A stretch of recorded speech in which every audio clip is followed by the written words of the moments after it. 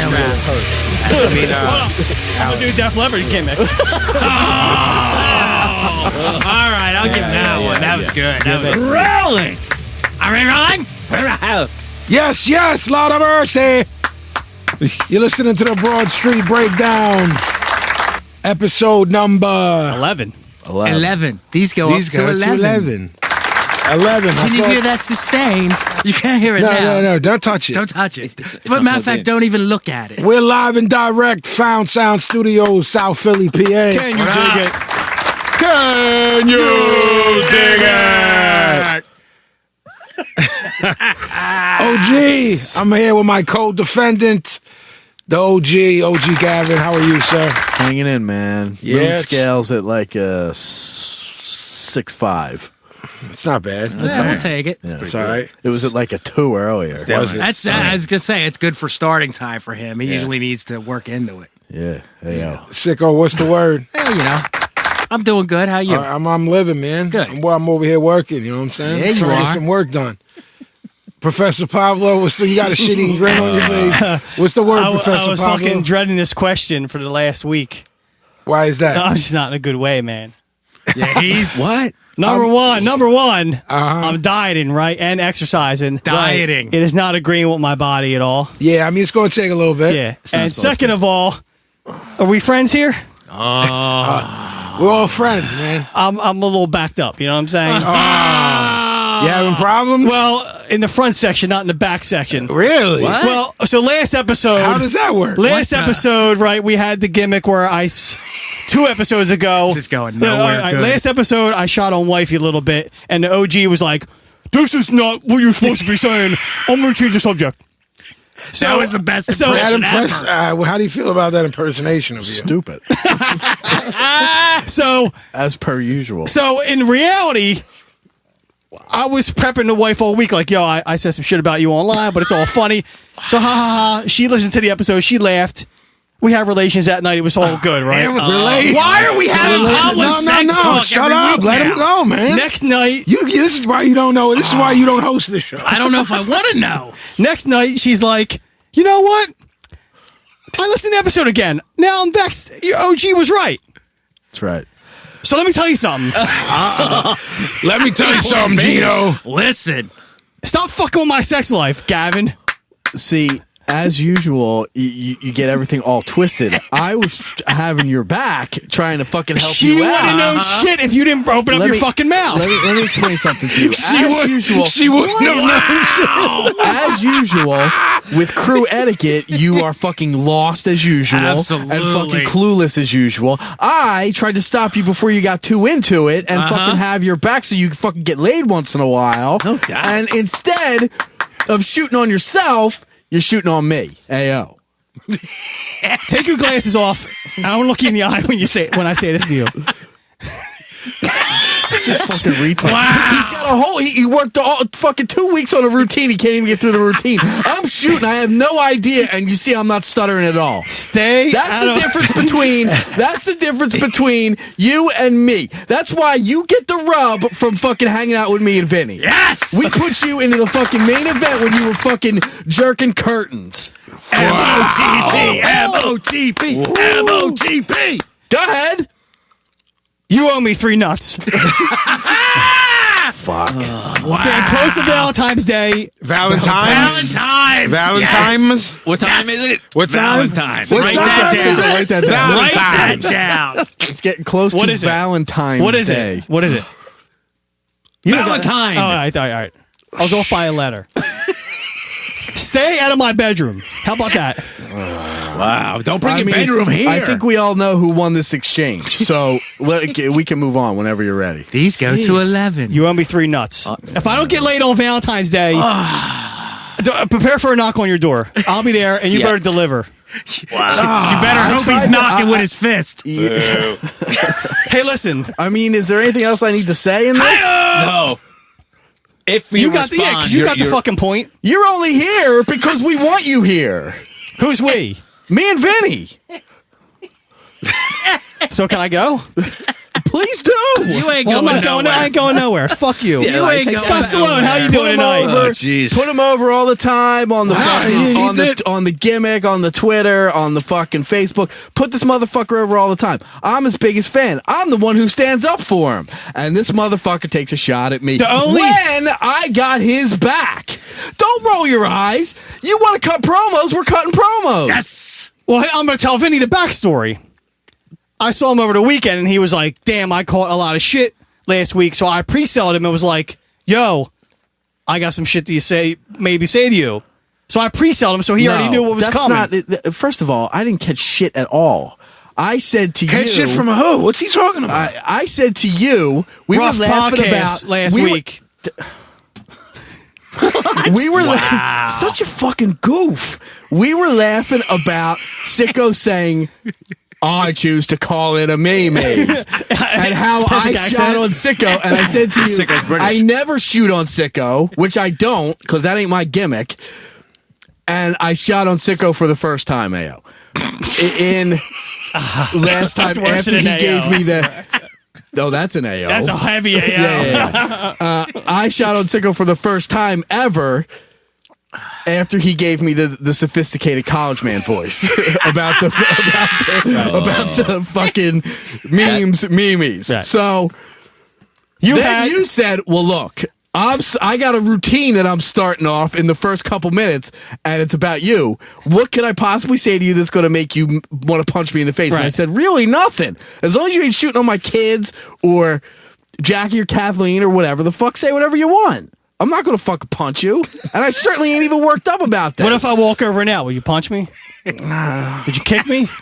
No, I'm not upset. How much will it You're take? fucking ridiculous. I had your fucking back. Sicko, write that down. You're fucking ridiculous. I had your back, and you decided to I take a had shot. the whole thing orchestrated. I had the wool pulled over wifey's eyes. What wool? That's what I'm trying to figure out. Me You too. said what you said. He was And trying she to believed stop my you. gimmick, and then Jeff had to come out. Like, Scott, as an impartial fucking middleman here, Yeah. how do you see this? I'm thinking like you had your neck so far out that like I mean Please. We could have went deeper, couldn't we, Paz? yeah, of I course we believe could have, but I was trying to fucking help you out. You were working on 4 nuts? do you count nuts? I mean, I know what my average is a week, and this boy's fucking, he's filling for a fucking 5-piece. I'm glad I fucked up your game then. How about that? How about that, pal? Jeez. Let's take this Which down I a didn't notch. do, but I'm glad I did. Holy shit. That was a rough That's the start. last time I got your Scott back. Stallone, how are you, sir? I feel dirty. I need 4 showers. I mean, I'm not going to share my little fucking personal bedroom stories, but otherwise, I'm pretty good. Staying I'm good. busy, I'm assuming. Yeah. What's Besides the stuff that we you are and I, constantly working on, you and I, our constant. our epic. I don't know if it's. I don't know. This record's going to be called Vincenzo's Folly. Yeah. Right. Yeah, Okay. So the- aside from Vincenzo, Yeah, the Iliad. It's the rap Iliad. Yeah. Was there any Ulysses. movie that took like 5 years to make or something like that? There's movies that took mega long. Sure. Yeah. Well, all right. And this will be up there in that category. Eyes wide shut. It's going to be worth it, though. It's going to be worth it. Yeah. But so anyway, yeah, I'm working on some other stuff. Danny Brown's young bull named Zaloopers from the Detroit crew, Bruiser Brigade, is coming out with a record. I just did like half the record. It's fucking unhinged, and it's he's out of his fucking mind, and I love it. Dope. Okay. 8-Track's putting it out on Fool's Gold, or you don't know? Or? I don't know. I think it's independent right now, but it's Dart who manages Danny is also managing Zaloopers, so there's a shady affiliation. There's a fucking whatever they're choosing to do. It's going to be a deal, and they've got a record release coming out. So I just want to shout out Bruiser Brigade and those guys in Detroit because I think they're doing great work. Shout out everybody in the D. Yeah, What up to my man Hex Murder? What up, Hex? no doubt. Guilty Simpson. What up, all y'all? How y'all doing? Yeah. How you doing? I was deathly ill for a minute there, man. I heard. I told you what's that disease it's You called? caught the Zika virus. I thought I had did the you? Zika for a minute, man. It was bad. You texted me and said, in my 38 years, I've never been this close to dying. Yeah, I thought I might have been checking That's out. saying Like, I something. almost I almost came to your house. Yeah, I thought I might have tapped out for a minute there, and it ran its course. Just Were you hallucinating? not hallucinating, but like things. My senses were. My senses were off. I couldn't walk a straight line, even to take a piss. It was just really weird. Most people, get sick like once a year. Typically, I get sick like twice a year. Just gotta have a shitty immune system, but it's the same thing. Like achy, fever, sore throat. It's my whole life. That's what it's been. Twice a year. Once when the weather breaks cold. Once when the weather breaks hot. And nothing. I don't. Like throw up any of that shit, and that's what was happening. So it was. Do you do the flu shots? You ever get the flu shots? Yeah. I sometimes and sometimes I forget, so that could play a part in it. And then really, what they're doing with flu shots is giving you a virus as it is in the first place. So sometimes you can react weird to that. I've never done a flu shot. I've never in my life had the flu. Yeah, like you, Psycho. My mother, I don't fuck with there's it. people I know though that just don't get sick. Like my mom, she just don't get sick. Yeah. Like there's some people like there's like my mom's side of the family is just like an iron constitution. Like these people just don't get sick. My brother Lenny gets sick like once every 3 or 4 years. You know what I mean? Like, What up, Lenny? but like He gets the the Buffon virus? yeah, the Buffon virus. I get sick every now and That like was good. I like that. But the problem is like I don't catch the fucking common cold. I do like the 4 Sure. days can't fucking move there. Sure. And then this one I hit Gavin like, yo man, this might be some like hospital shit. Like I didn't know what it was, and I thought like I didn't know what was going on, man. But yeah, That's a fucking nightmare. it was a nightmare. But it I just like let it leave my system on its own. Yeah, I don't really do the medicine gimmicks or any of that. I You just, did no medicine at all? Nah, I typically just go like Just let it hard run its by- course. Shit, there ain't much you can do anyway. You Even just when gotta I get let it- anything, it's just tons and tons of water and Yeah. like. I'm just like, give me the pain relief. I just something to.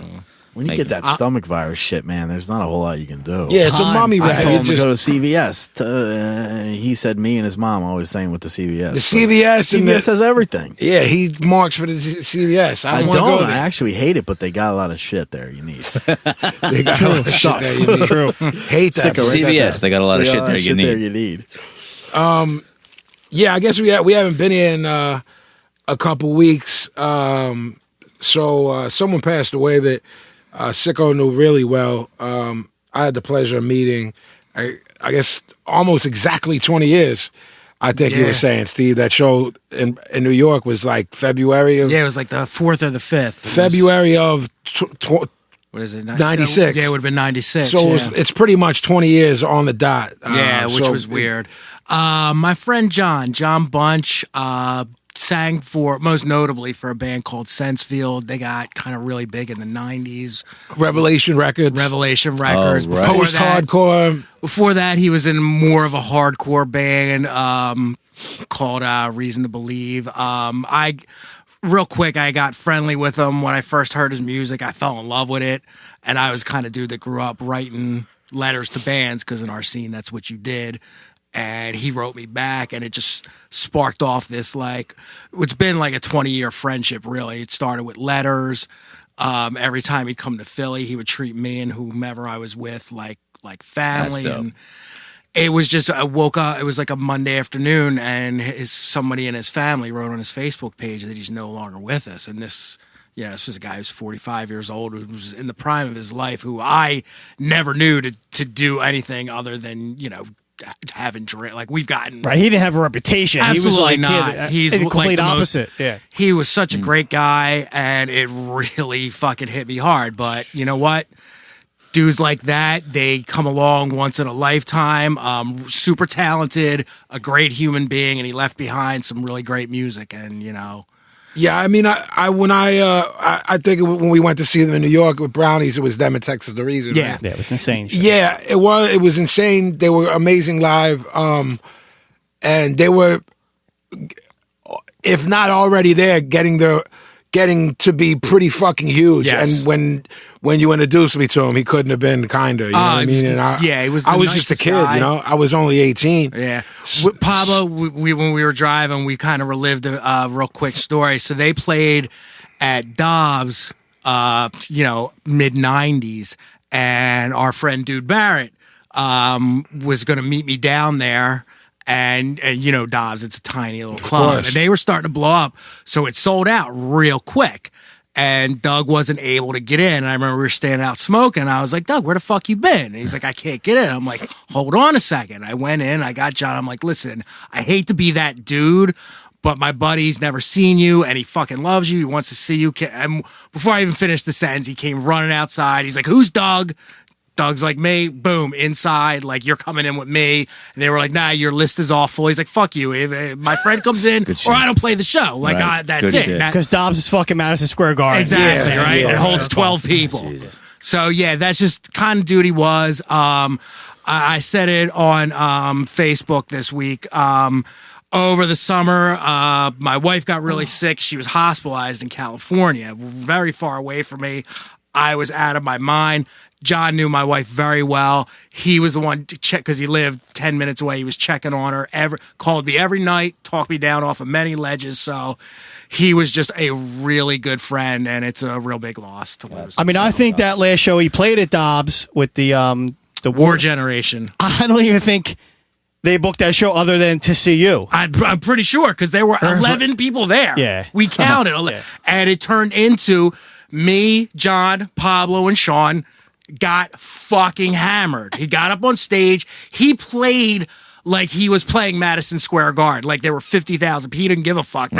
He's been performing so long. He hit that groove. And that's the last time I saw him alive, which is a really fucked up sentence to say, but it was. But it was a great night. We had so much fun. Yeah, I mean, those albums, man, those Sensefield albums, yeah, are fucking awesome. Every single one of them. It's not the hardest music in the world. It's not hardcore by any stretch. It's very poppy. I used to break his balls. I'm like, your band sounds like an REO Speedwagon cover band because they're super melodic. He just had this fucking voice that you've never heard anything like it before. And I can't say enough of what it rest well, man. And a lot of dope people that are popular in pop culture did their Twitter gimmicks like, yo, this bull was the shit. So I've never seen heads that are popular now playing fucking arenas. Yeah, we're listening to this dude when they were teenagers. Well, one thing you said that struck a chord with me is like when you're nobody and you're reaching out to somebody who you admire, and then they hit you back. Yep.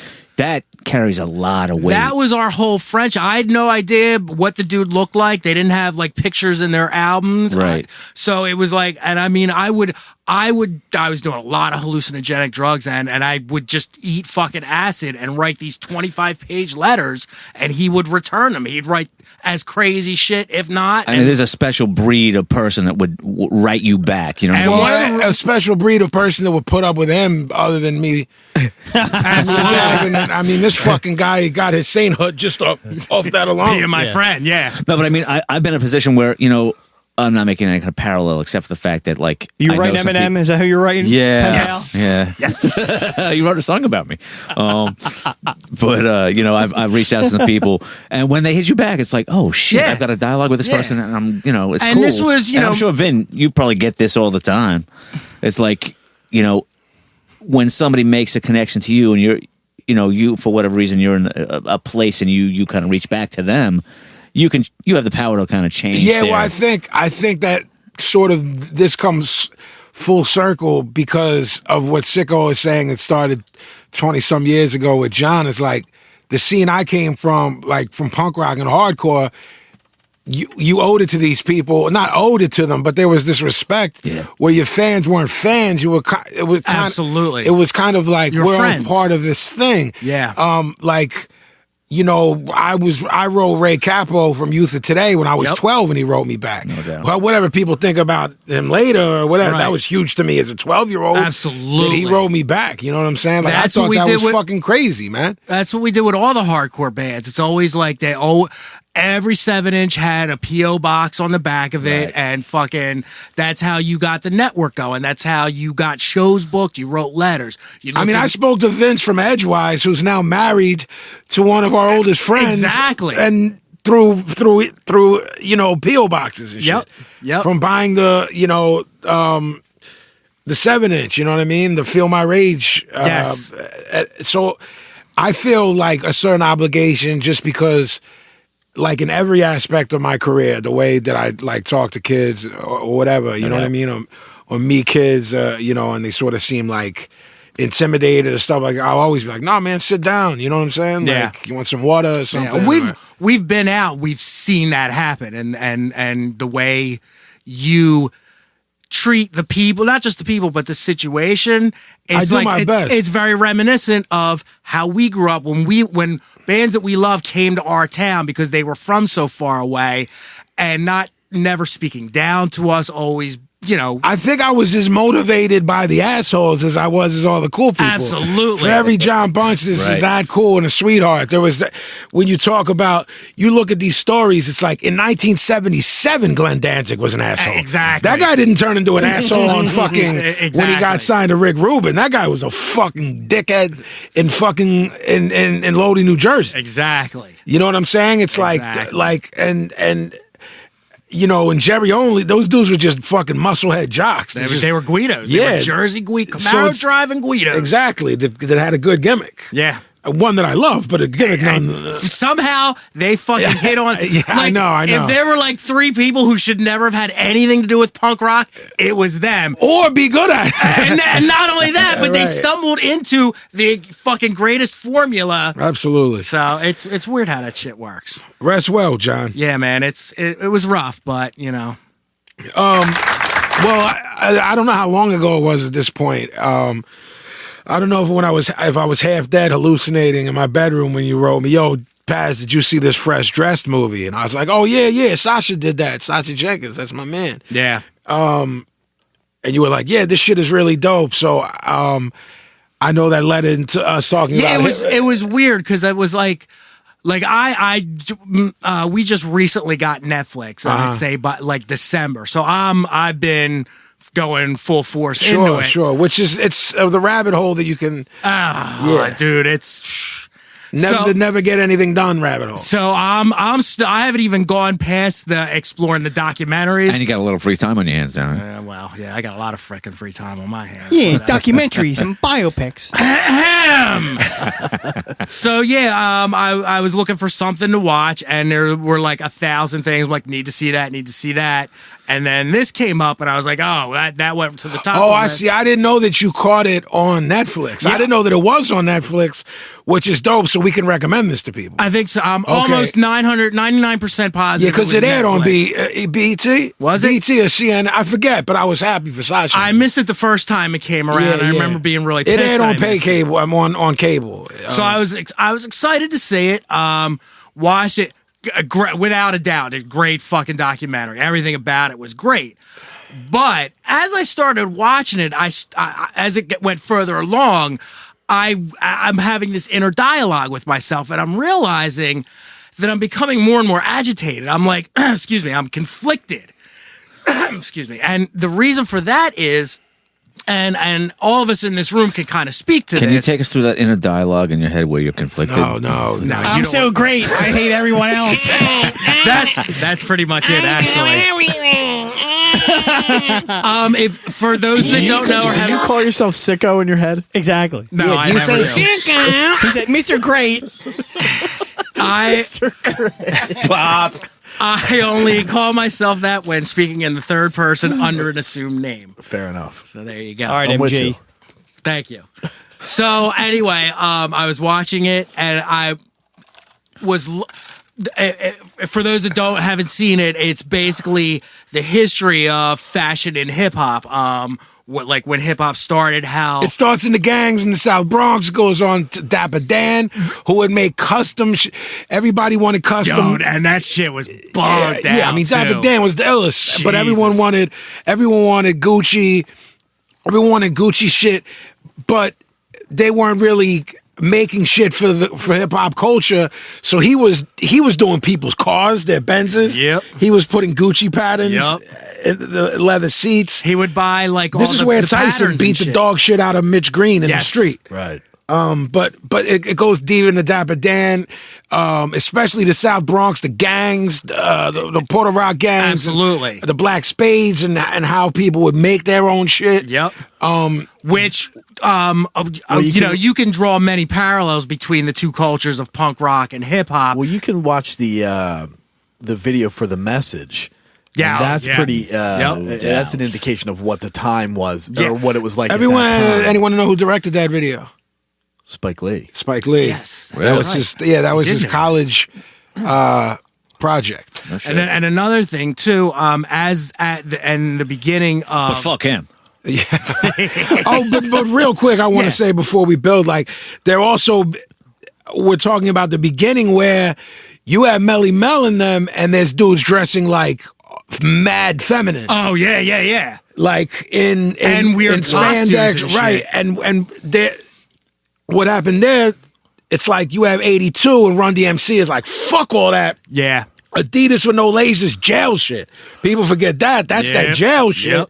Yep. You know what I'm saying? Because they take your laces in jail, so you don't hang yourself. Well, one of the real funny things about the earliest parts of this film was many of the same people. Remember, we talked about Rubble Kings a couple months back. Some of the same footage, talking about the birth of the culture and Of stuff. course. So that's where it starts. Well, yeah, out. you had the Black Spades with Bambaataa Sure. and then them and Herc, and then so it's like it goes from like gang culture to b-boying to, you know what I mean? To the, From like that Parliament Funkadelic kind of sense of fashion. I feel like Bambaataa, especially at the time when like Planet Rock was out, was definitely George Clinton influenced. it was like Bam, Grandmaster Flash, Furious Five. They were all emulating that shit, Right. like loped out funk shit, Crazy shit, spandex, yeah. whacked out, Right. Angel Spaceship. does, Spaceship Angel does shit, Right. Yeah. and Run DMC put the like, nah, fuck that, we're on some on the block b-boy shit, Right. you know what I mean, and sort of murdered that whole era, the real old school. When people say Big Daddy Kane's old school, Right, they don't right. understand. Not- No. 10 years before, you're talking about a culture that was born in 1972. Exactly. So Kane to come out in 88, it was already 16 years Exactly. old. But like, similar in a way to what happened with punk rock, because it became, it went from, the Pistols and the Clash and that sort of stuff, and then it became extremes of that with like the Exploited, and it almost became like a costume, and then that got stripped down with the oi bands into more street stuff. yeah, and things basic become shit. parodies of themselves. Right. Absolutely. And then someone comes along and is like, Right. no more parodies. Right. We're on some, you know what I Right. mean? It's like like with the oi bands, and then let's go to like New York hardcore kids. It's like a lot of them, the Kohlers and Sick of It All, or dudes in Outburst. It's like, like Adidas. Bombers, you know what I mean? Yeah, Then there was that like little period of time where heads looked like was they all could be part crossing of both. over, yeah. Absolutely. You know what I mean? Like, For like me- the Kohlers to me look like hip hop dudes. They look like it could be straight b-boys. yeah.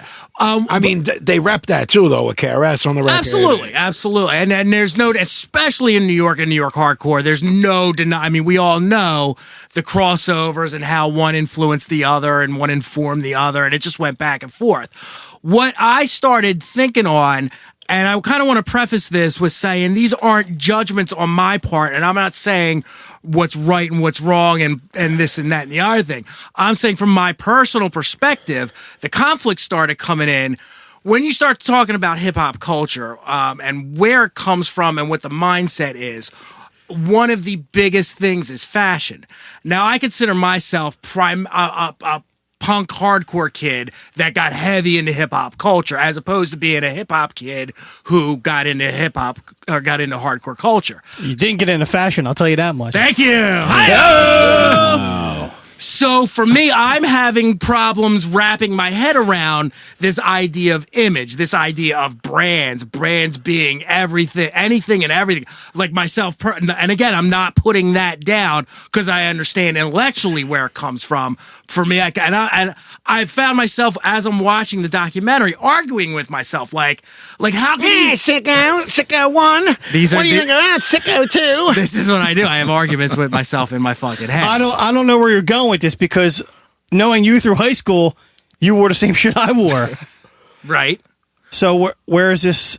I'm saying, I didn't, punks are not as image conscious as They hip-hop kids absolutely are. See, I agree with Pablo. so do I. Now the expenses and That's more in what I terms of meant. like, let's say everyone wore Docs. Doc Martens are mad expensive, man, especially when you don't have any money. Yeah, I mean, I had Crocs Blartons. My parents were paying for What I'm shit. saying is, Did they come with Lucky I know, Blarms? I know. what I'm saying Yeah. is Two like, box tops? it's like Pop the I Josh. agree with you in the sense that you have people screaming that anti-conformity shit while they're all conforming. Right. Well, you got 500 kids talking that anti-conformity shit. None of them look different. And they're all wearing Stussy fucking windbreakers. Yeah, it's like I mean, I don't know if it was the South Days documentary or the Sonic Highway gimmick when Ian MacKay was like, we just rocked whatever we fucking had on, and then next thing we knew, heads were rocking the same shit we had on, and that was the uniform for punk. Yeah, but in both cases, I think it's before there was a larger acceptance of each one.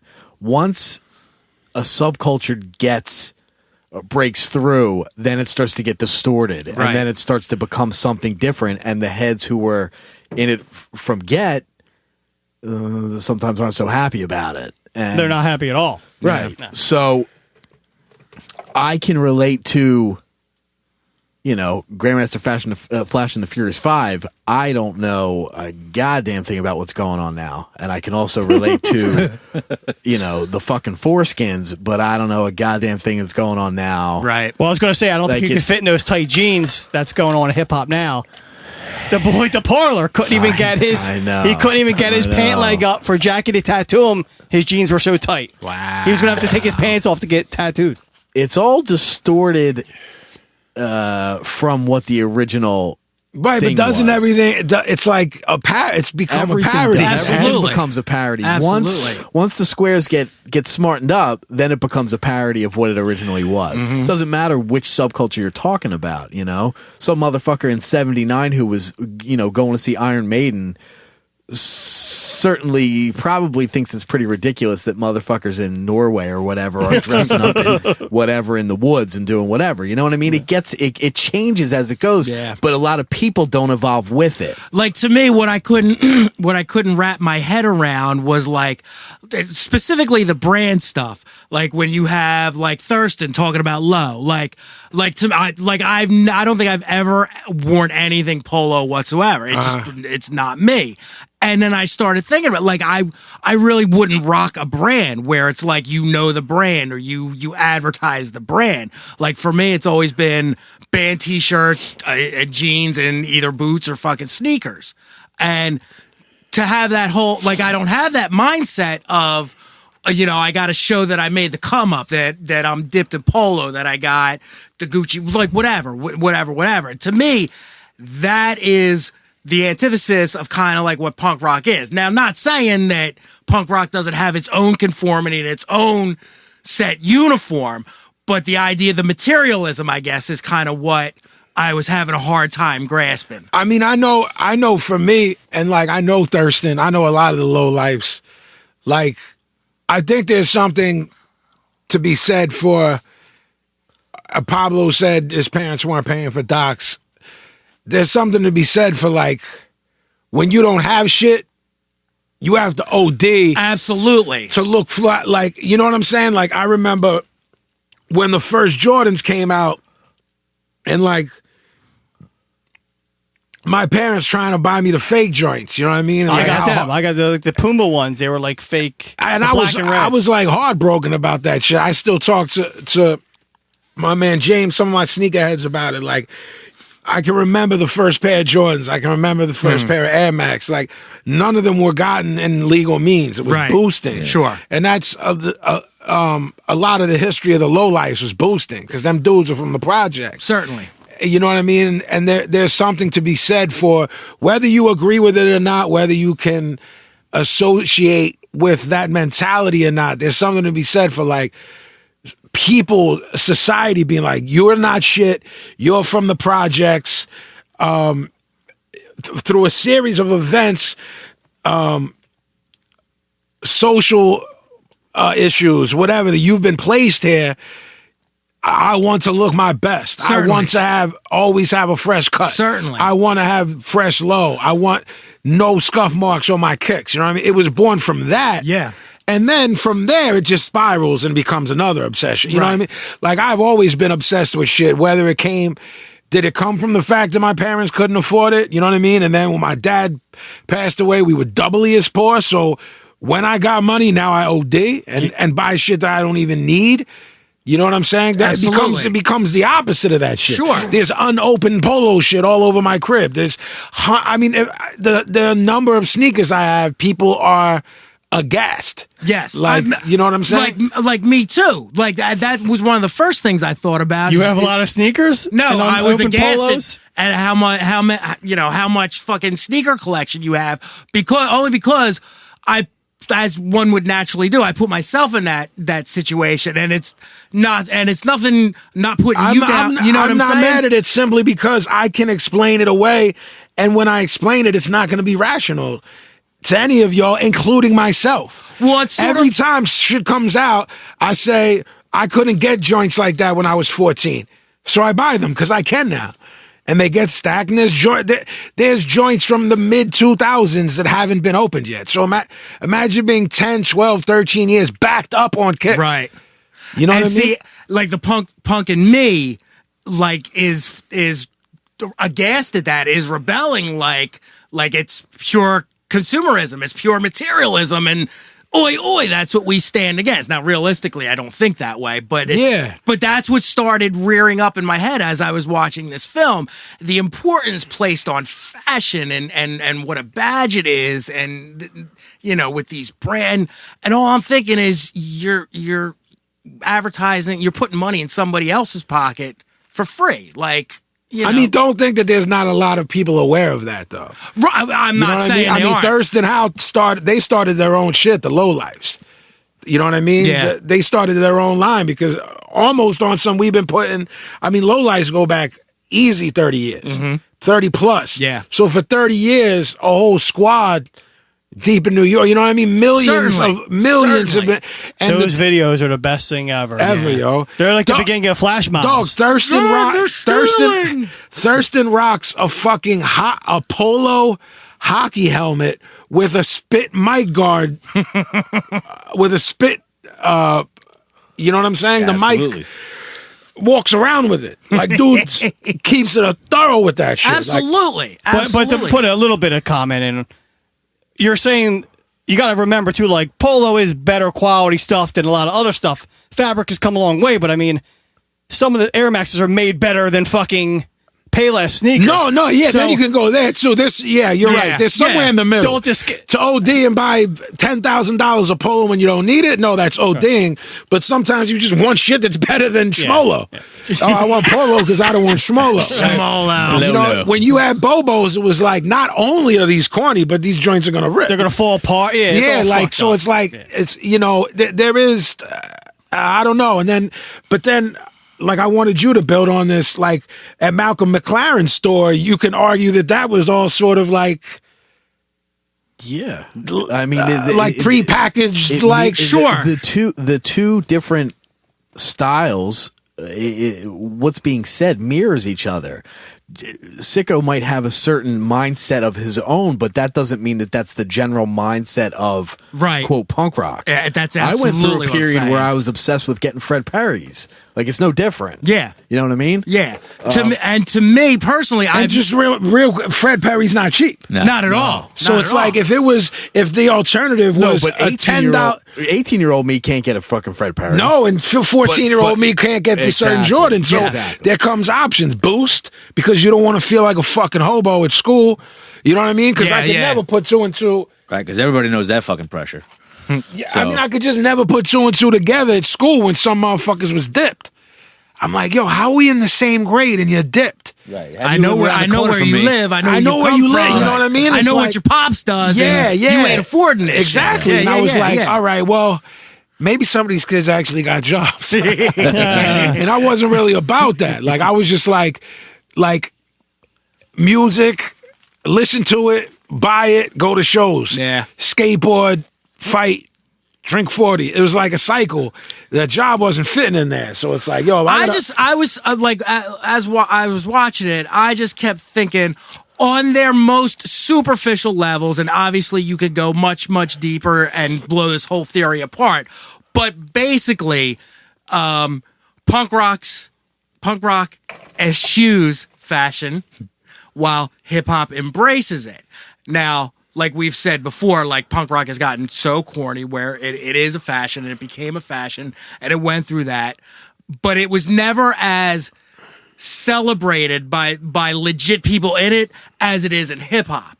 Like you'll have punk rockers that will come out and talk about, you know, this t-shirt or that shirt. At the bottom line, it's a t-shirt, and you may not consider the person speaking legitimate, but you'll have like a Thurston Howell speaking on low, and whatever you think of the commercialism of it, you respect that dude because he can rap his ass off. Like, you know what I mean? So it's a kind.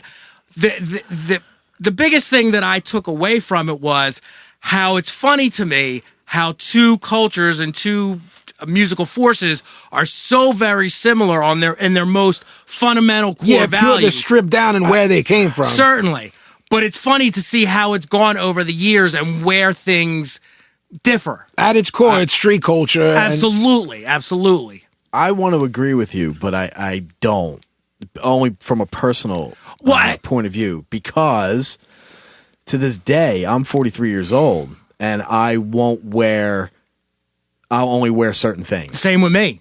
I will only wear Doc Marten boots. I won't buy fucking Grip Fast. I won't buy this. I won't buy that. I will only buy Adidas sneakers. Nice. You won't wear shit with print on it. You won't wear the Briscoe Brothers shirt. I wore it twice. Yeah, like to go to bed or something. How dare you? Hey, I've seen him wear the Strength Through Away shirt. Yeah, once in a while I break one out. Yeah. Once in a while. With me, it's I'll only wear like band shirts or a black t-shirt. Yeah, but see, yours is more stripped down. Mine is very specific to brands. Yeah, I will wear once in a while. I'll wear a pair of Vans, like if I'm going to the fucking 7-Eleven or the fucking Wawa or whatever. But I'll only wear Adidas stuff. I'll only wear Doc Marten stuff. I'll only wear Levi's fucking jeans. I'll only wear Dickies pants.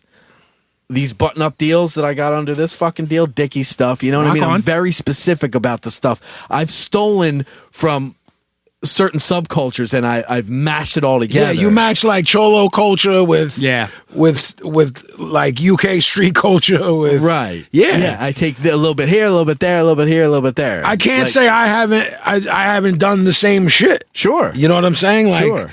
It's like there's just that you can't help but be influenced by like. Oh, well, some days I look like I could be in suicidal. Something registers with you, you take it. You know what I mean? Definitely. So especially summertime, it's full on Cholo stuff. Yeah. Wintertime, it's more like a skinhead kind of thing. So and then on the in-between months, it could be any variation of there, or I could wear my robe to bring the kids to school. Yeah. But see, we're also part homeless, part fucking there's whatever. no winter Cholo fashion, right? Geographically speaking, yeah, because they don't live in cold. Right. I mean, it's it just the doesn't make same sense. It doesn't outfit exist. So throw on you a Scully. have to. Yeah. Yeah. The Cholo, it's the same shit, but the buttons are more. All the buttons might be buttoned, and a Scully might be thrown. Right, no doubt.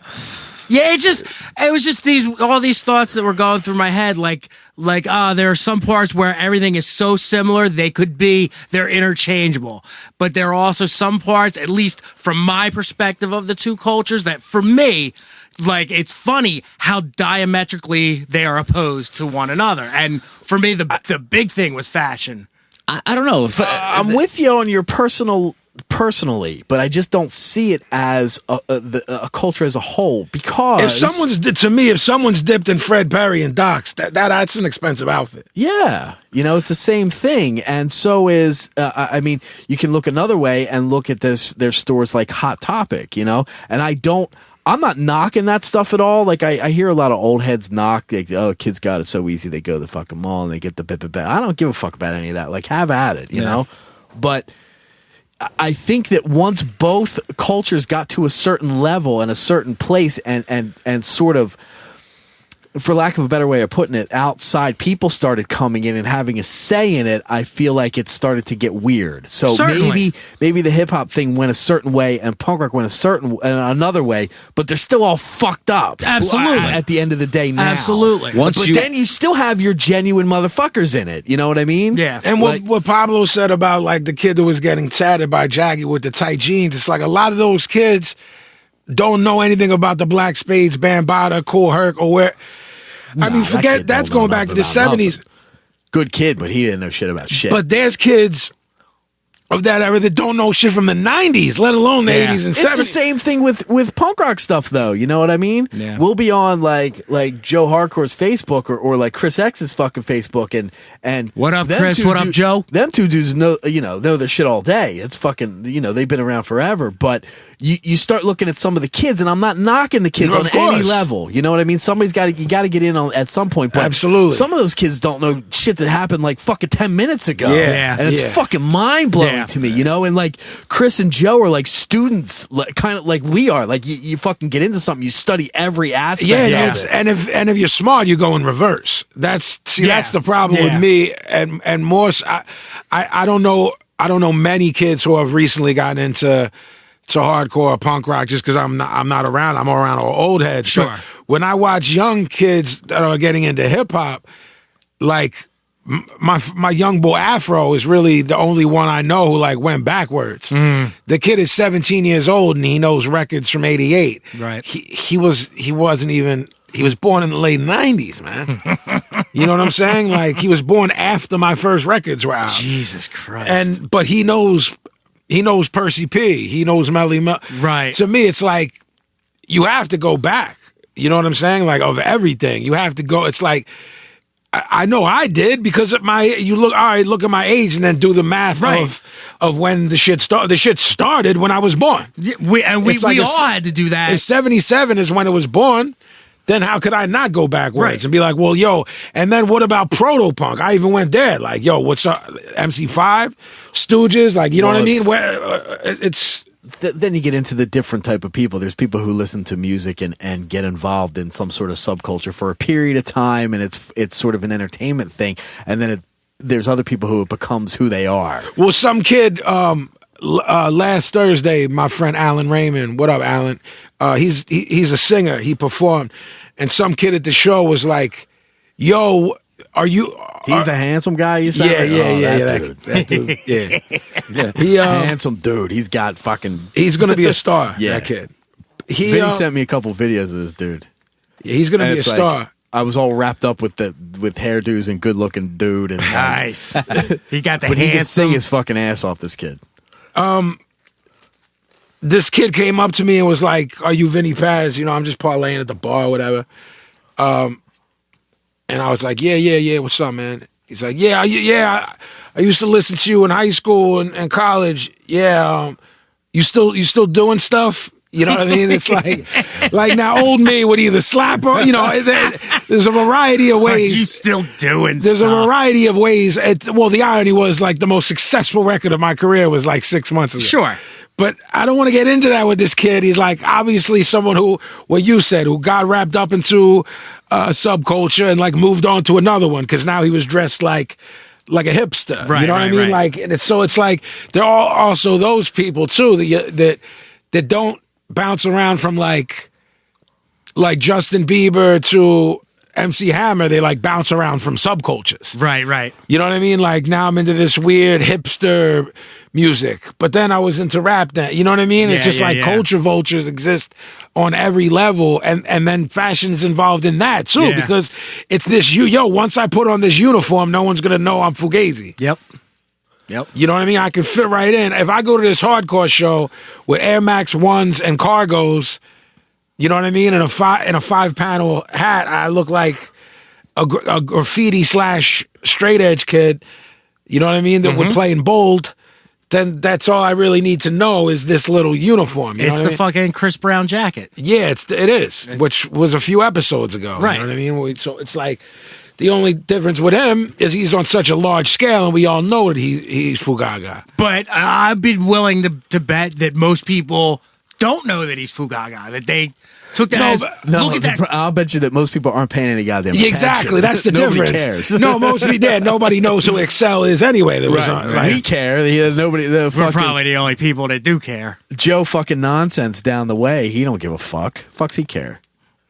Yeah, it was just like I said, and this is kind of the proof of what a great thought-provoking documentary it was, because it just sparked all these kind of thoughts in my head and these comparisons. And now that we sit here and talk it out, like hearing other perspectives, like the stuff with the Fred Perry stuff never even came into my mind because I was never that kind of punk. I never gave a shit about Fred Perry.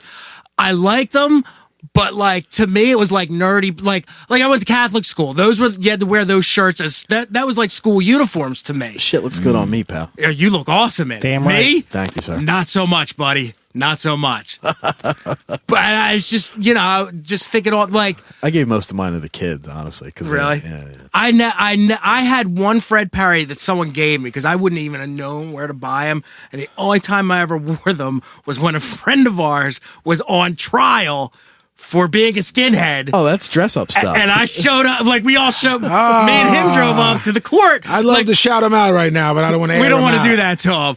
But like we walked in, like boots, braces, know. Fred Perry, and the defense attorney was like, turn around, get the fuck out of here. You're not helping your friend. To this day, if I got to get sort of dressed up, like not dressed up, but like you got to look absolutely Fred Perry's. There was All a day. great thing in that. You ever, the hardtimes.net. Yeah. For those that don't know, it's a very genius. It's a very satirical. It's like The Onion. It's The Onion for punk rock. One of their articles was like, punk realizes that the one black Fred Perry is the dress up one. Now wears it to every funeral. Like, you know what I mean? Like, yeah, it's dress up shit. But That's like, true. I got a white one too. Good for you. What's the other gimmick that people wear? The Ben Sherman? I'm not a fan. Me neither. Although the coat I'm wearing tonight's Ben Sherman. Nice. Nice coat. See, I coat's love fucking all heavy that duty. shit, but I But I can't don't wear wear it. Well, I feel like I don't know. Maybe my voice. I don't have a stronger voice as a Kanye West, shall we say? But I feel these companies aren't fat friendly. That's my other They thing. get skinnier fucking the more you go down, too. Yeah, man. So it's like, tough. yo, man, I know a lot of fat skinheads, man. Absolutely. I don't know any skinny skinheads. I don't want to. I don't want to get too. I don't want to say too far. I don't want to get off topic at all. But I want to clear something up. I'd rather you do it, Gavin, in a quick, concise manner, because you know me. I'm a little verbose. I'm with you. Whenever we're posting our gimmicks, people that aren't in the know, a huge majority of them are like, "What's this racist skinhead shit?" Oh, I love it. Can you just shoot on that real quick so I can stop answering and explaining? Well, it's not surprising that someone who's not in the know might think that, because that's, as we all know, that's how it was. I want to flip my fucking lid and tell them it comes from Jamaican rude boy culture. I don't know. Sure. I mean, you can't hip a chump, man. So you could try, but the media has portrayed things a certain way, and everybody remembers, or has seen at this point Geraldo getting hit in the head. Geraldo. Yeah, it's I like that. Geraldo, my nan called Geraldo Geraldo and Oprah Okra. Nice. Yeah, you see Geraldo and Okra and fucking whatever. Phil and Dottie. More Downey More Jr. got his Downey. ass beat, too? With the backwards it's swastika. a boogeyman thing, like metal shit with Satan shit, and punk rock motherfuckers are slicing each other with razor blades, and skinheads are this and that and the other thing, and it's all it's all fucked up media portrayals. But unfortunately, some people grasp onto that, and that's the idea they have in their head of things, and it's certainly not the case for any of those things, really. Right. So the faction that we're talking, the faction is neo-Nazis and white supremacy skinheads is what the media likes to cover because it sells newspapers. Absolutely. But that all spawned later. The rude boy shit and black skinheads were there in the beginning. You're talking about when were those Pyramids records? Like late 60s? It's my understanding Skinhead Moonstomp was what, 69 or something? 70, 71? It's my understanding, and I could be totally off on this, but the little bit I know about it, in England at the time, in the late 60s, there was a huge Jamaican, a lot of Jamaican immigrants moved to England for a chance at a better, jobs they moved and a better a lot life. to England and Canada for whatever reason. Yeah, I'm not sure why. So, because I think it was all part of the British Empire. Yeah. Citizenship. they would all live in the equivalent of the projects, because it was cheap housing, so they would be there with English kids who were also didn't have much money in their families, and it was cheap housing for them. So who are you hanging out with? Oh, the dude who lives in your council estate or whatever the fuck. So the Jamaican kids brought over all the Jamaican music, and that's sort of where it became, and it was almost a backlash of like the hippie stuff at the time. And it was something different to be, and it spawned off of like the mod movement and like the, it was a rougher, because it came from, their equivalent of projects, the council houses, whatnot. They were rough fucking times. They lived in rough neighborhoods. So while they may have had the mindset of mods and that culture, it was like skinheads shave their heads, not for a fashion thing, but when you're fighting, you don't want someone grabbing on your hair. Yeah, of course. You know what I mean? It was born out of practicality. Another thing is, too, if you want to touch on the white supremacy, things like the National Front, also rose as a backlash to those waves of immigrants coming in, whether they were Middle Eastern, because you had a lot of that immigration as well, Jamaican, and they adopted, or basically they stole the original skinhead culture and used it for their own means. And because that's the kind of shit that gets popularized and sensationalized for many people all throughout the 70s, and then it's really came back, especially over here in the 80s, that's all they had to focus on was, shaved head, boots, and braces. Yeah, of course. You're obviously a Nazi. Well, my limited understanding of it was that in England at the time, in the late 70s, there was huge unemployment. Yep. Nobody had a job. There was... everything was all fucked up over there. Bad times. So what was happening was a lot of the soccer hooligan was actually a subculture in and of itself over there. So and that's a huge what the part of National Front did when a country, it seems to me that when a country's in a bad spot, there's always a reactionary right-wing movement. It's happening right now.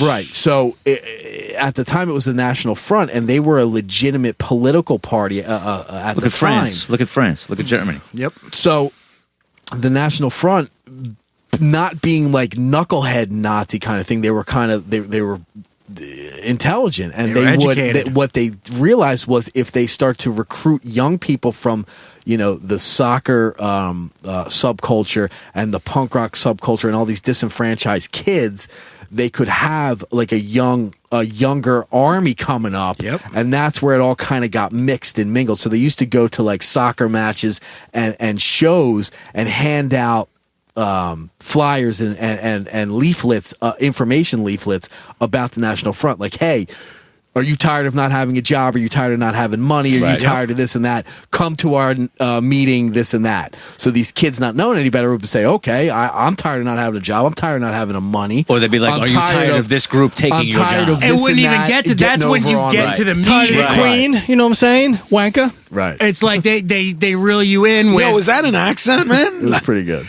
Was we were I thought it was like the worst thing I ever heard. It was good as far as but yo, entertainment value. now look at the same time period and look at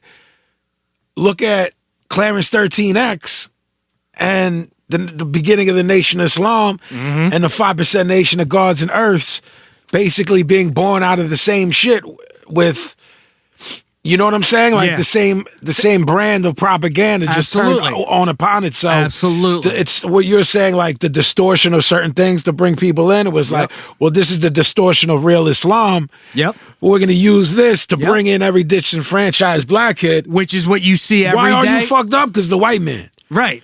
And you see that nowadays with white Christians and the Bible, taking huge portions of the Bible out of context to suit their need and to get anybody else riled up.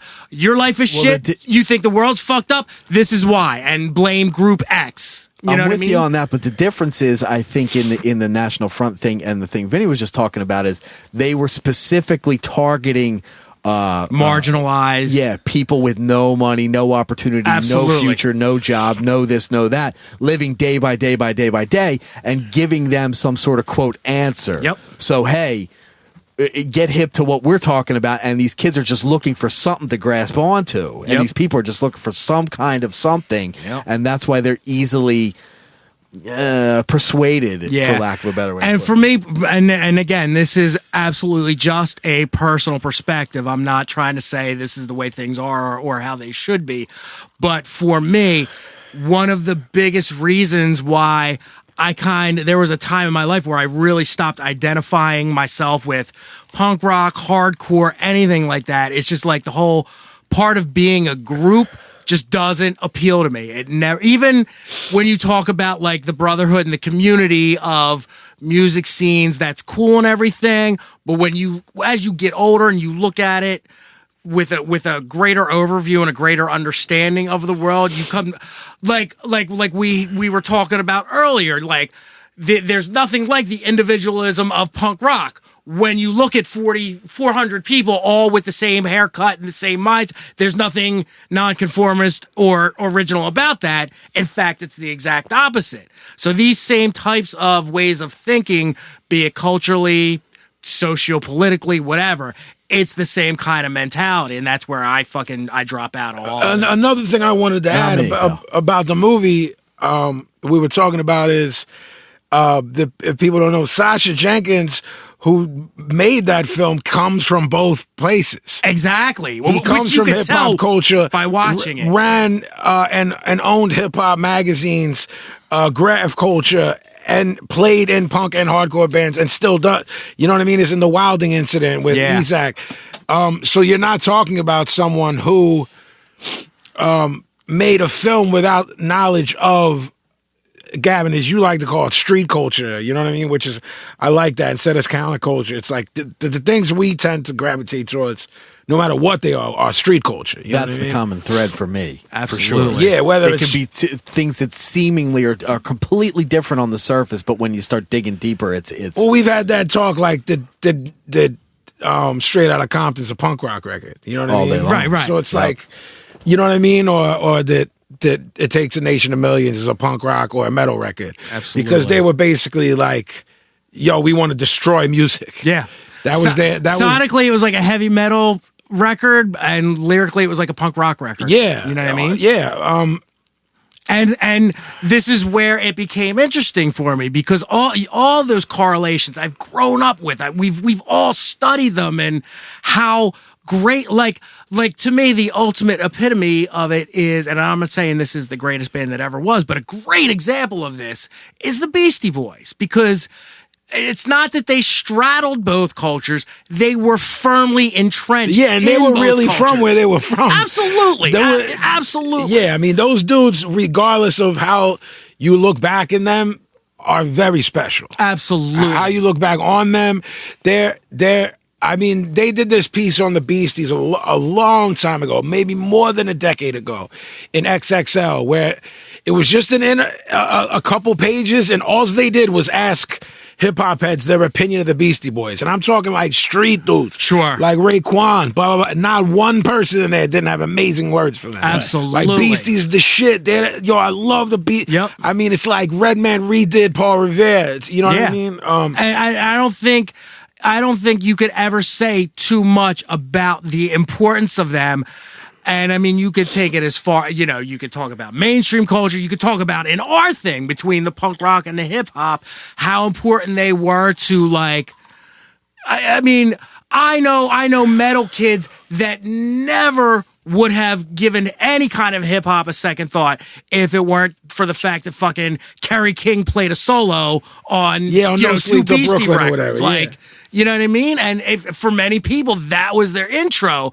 And you look back at them when they were punk rock kids, they were basically B-boys running around Manhattan. Like, the music that they put out at that moment was different, but eventually it all came full circle. Those dudes did what Gavin and I are talking about, like street culture. They ran around the streets in New York, and what was popping at that time was punk rock, hardcore, and hip hop. Absolutely. You know what I mean? And then I mean, even down like, they were going through tapes in Rick Rubin's room, and they're the one who was like, "This is dope about Yes. LL." Yep. Right?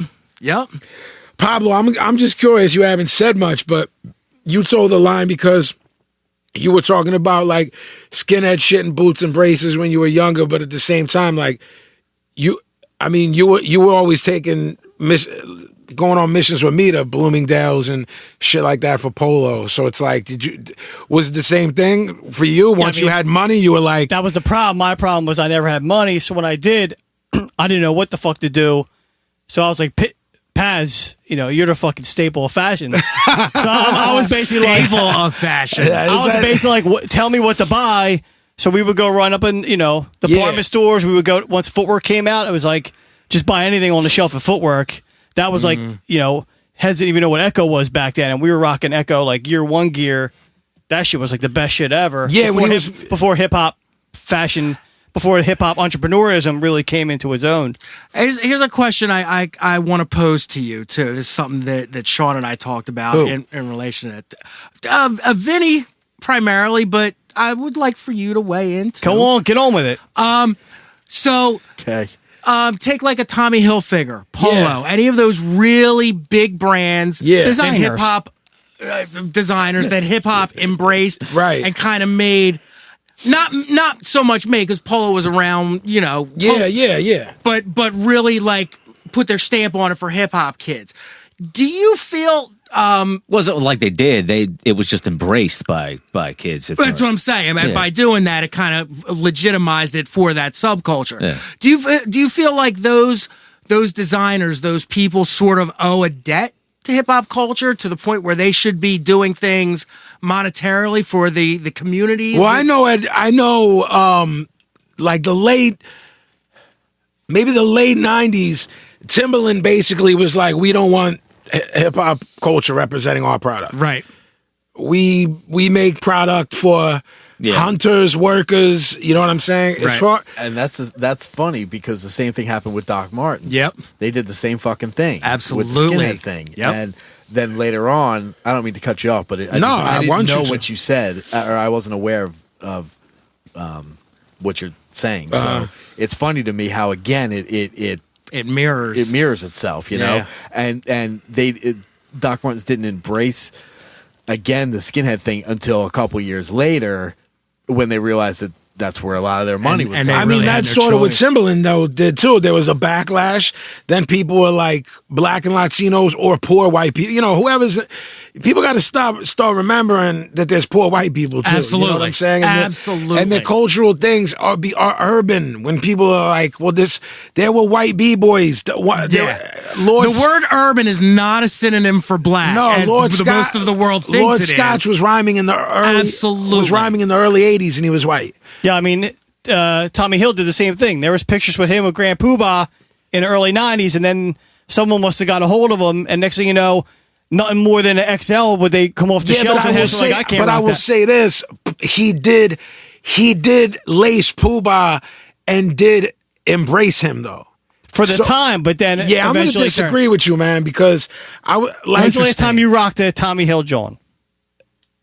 If I saw some dope Tommy Hill shit, I'd rock it. But there ain't, because they don't make anything past XL now, because that's how they you're still around the way get it from hip hop not wearing But what it. I'm saying is, just that picture in and of itself was him being like, here's me with a young black man that says my name in his records.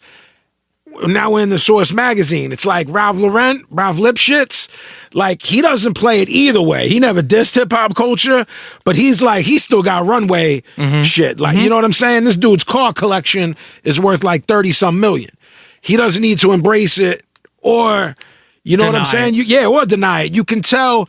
I'll tell you why. How you can tell that he's definitely not embracing it. I'm not saying he's denying it, but not embracing it. Like, there's polo pieces from the 80s that if you go on and find like low life selling, there's rugbies that are $3,000.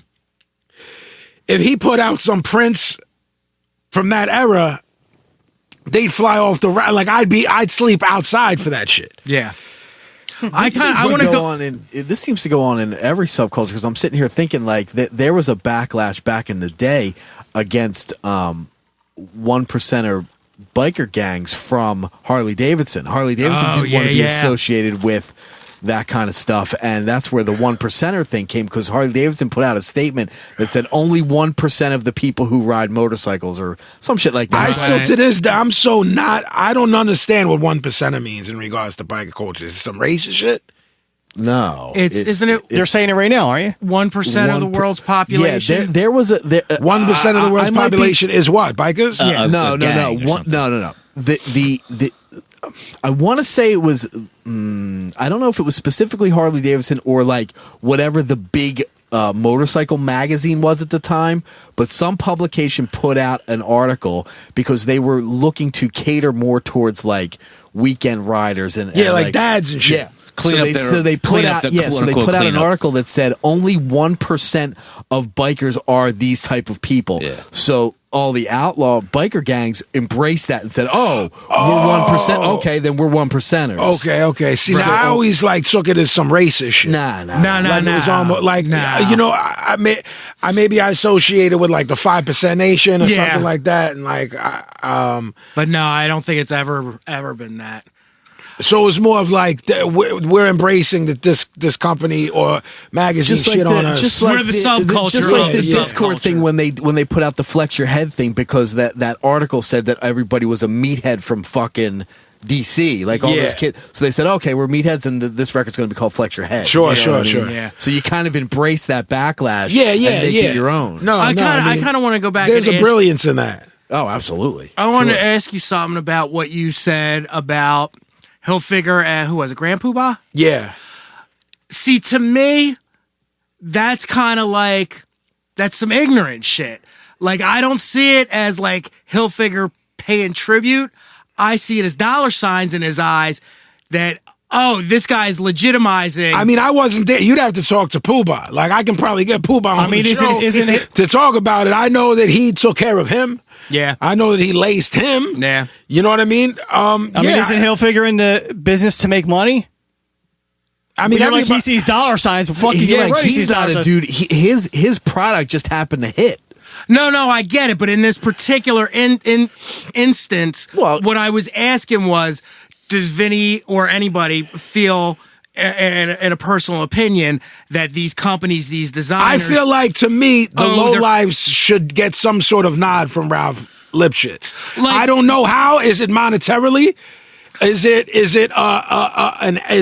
you know, Polo has these real, I mean, the purple label shit. I mean, lace these dudes all with, you know what I'm saying? Start a foundation. That's more what I'm talking about. Like, are they, like, do you feel they have a responsibility to go back into these neighborhoods where rappers have come from, like the worst of the worst, and I don't know, like build community centers? I do, yeah. And I'm sure Thurston does too. I'm sure, I know, again, like I told you, like, Spit Gems, a lot of these dudes, my friends, low-life dudes. And the other side of that argument is exactly what Pablo was leading into. Like, well, no, these are business people. They're in business to make money. Everybody trying to make money, man. There's very few people. When I say very few, there's very few. There's the Ian MacKays and the Jello Biafras of the world that like talk that shit and walk I don't it. even think Jello's in that category. Well, maybe we've for a talked time about Jello's money before. Well, maybe for a time he was. My impression of him when I was younger was he wasn't all about that. Yeah. I know Ian MacKay, I know the Fugazi never had merch. I know that they would make it a point to put on the back of every Discord, do not pay more than $5 for this record.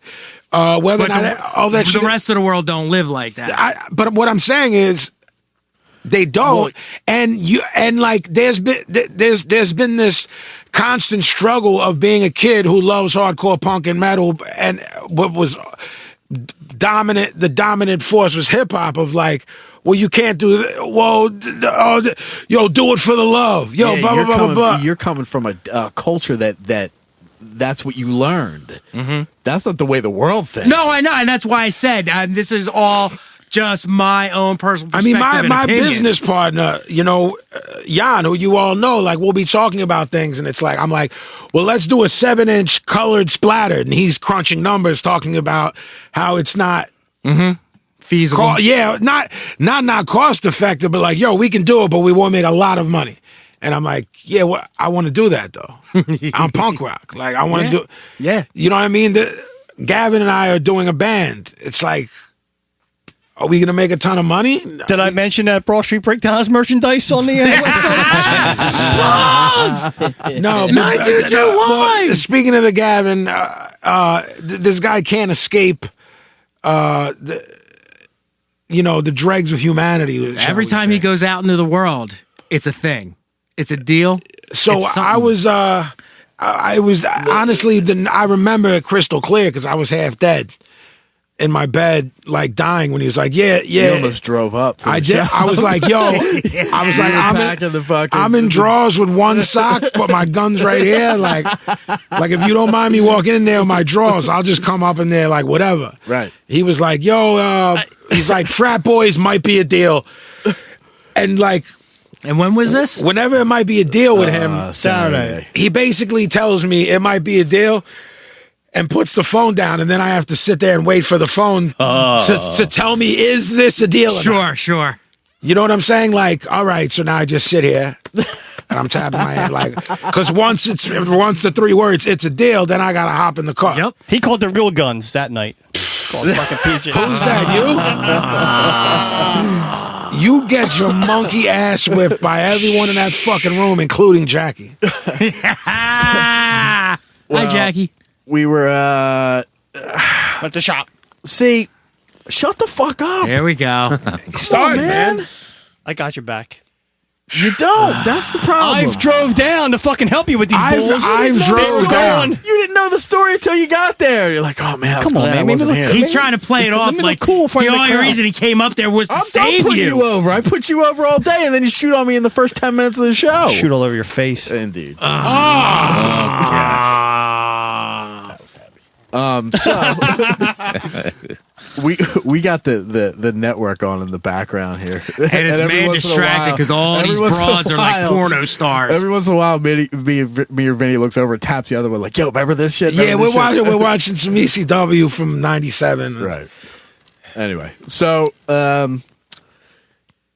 these dudes came in, and it wasn't a fucking total deal, but it could have been a deal, you know. And these 5 dudes came in, and they were drinking. And the first 2 I dealt, it was a group of 5. So the first 2 I dealt with, Jackie was finishing a tattoo. So the first 2 I dealt with were nice kids. You know, they were, I don't know how old they were, 20, however the fuck old you are when you're doing that bullshit frat boy shit. So 20, fucking 90, I don't know, whatever. Fair enough. Yeah, fair enough. So the first 2 were okay, so I'm talking to them, and the other 3 are in the on the other side of the shop near the The ATM. ATM. And, Yeah. So they're fucking blah blah blah blah blah blah blah. So I have to stop talking to the one that I had to do the yo. I'm trying to talk to your fucking boy. I can't fucking hear They're your that boy. loud. Yeah, because they just came from the bar. Oh, this is yeah. already fucking. What time of sparked day up. was this? What time did you come up? Like 7.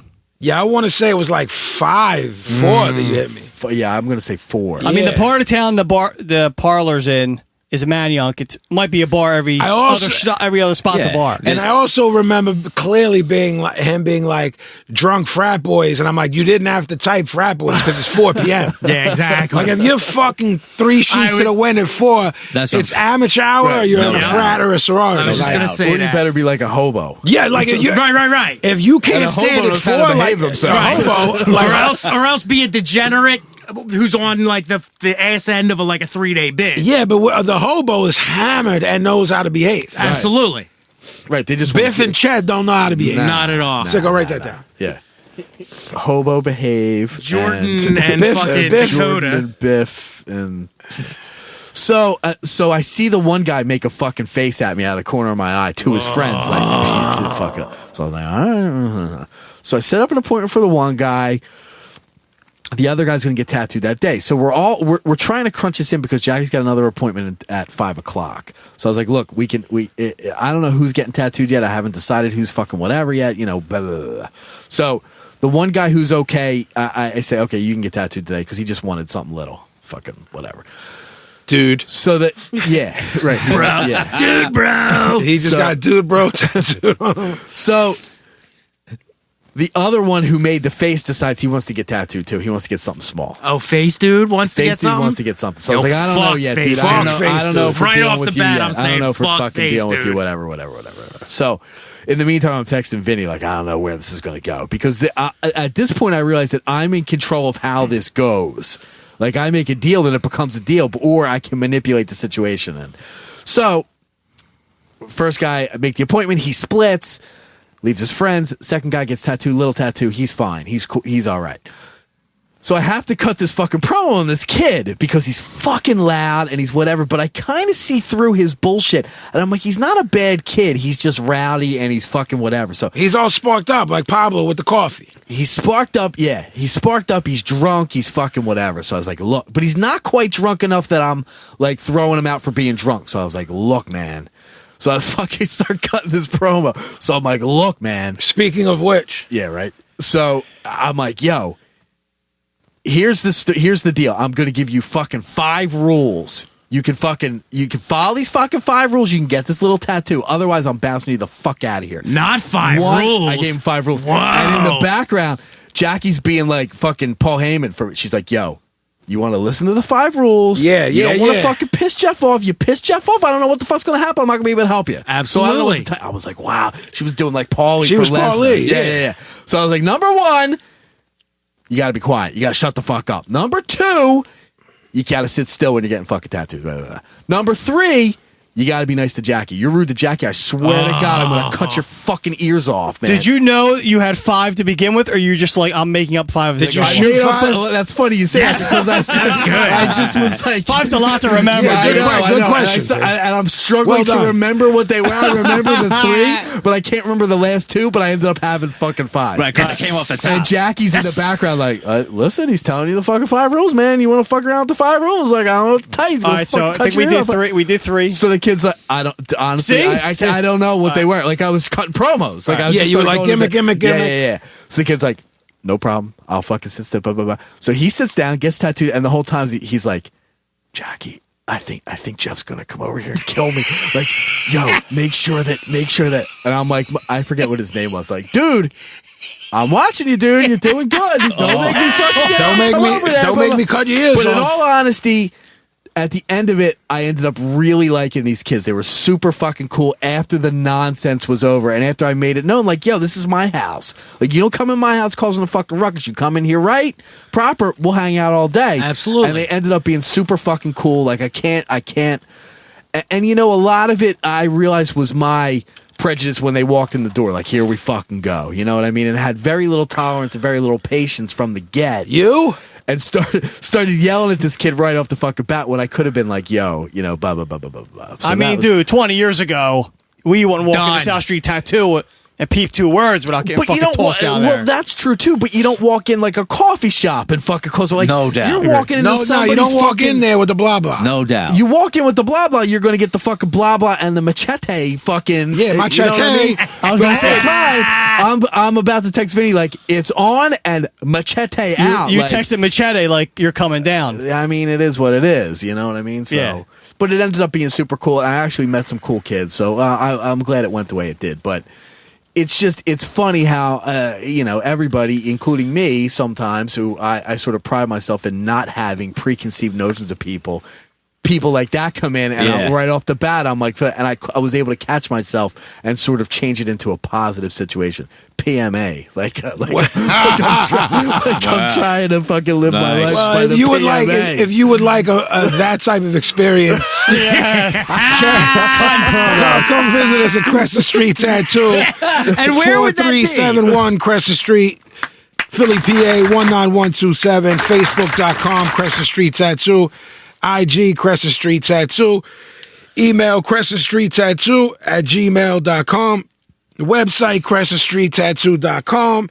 And also let me big up Sicko's book, No Slam Dancing, No Stage Diving, No Spikes, an oral history of the legendary City Gardens. Written by our good friend Miss Amy Yates Wolfing and Stevie Puerto Rico. That's available everywhere, Amazon, whatever. We're going to take our first break. We'll be back shortly. Everyone's going to have a cigarette or a piss. You doing rappy raps? And I got to do some rappy raps. And fucking piss like a champ. there may or may not be a song created by Gavin and Sicko on the beat. Hold up. I think we need to kayfabe that till it's ready. Well, all right. I'm just saying, well, may or may. I mean, anything right. may or may not. I don't think they're ready for that. There's Vin. guitars, there's drums here, there's Pablo on the MI. So we'll be back I in a think second. we have to. Yes. Fize.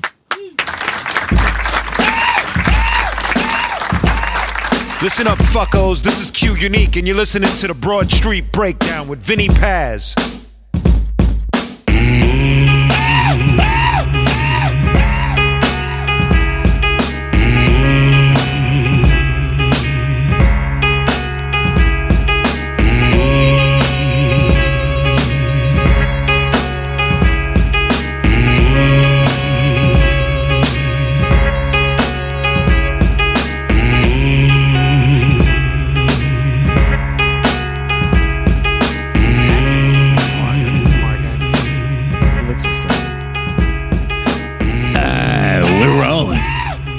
So yeah, It's funny.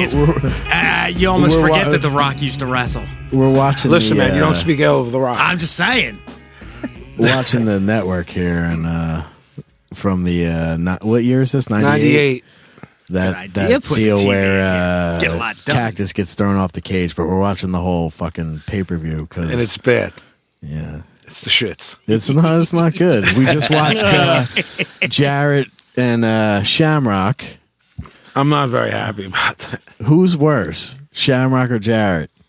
For me, it's Shamrock. No, you're out of your mind. Tell me why. Because his hairdo and outfit. Because Jarrett's fucking the shits always. Shamrock's the shits in life.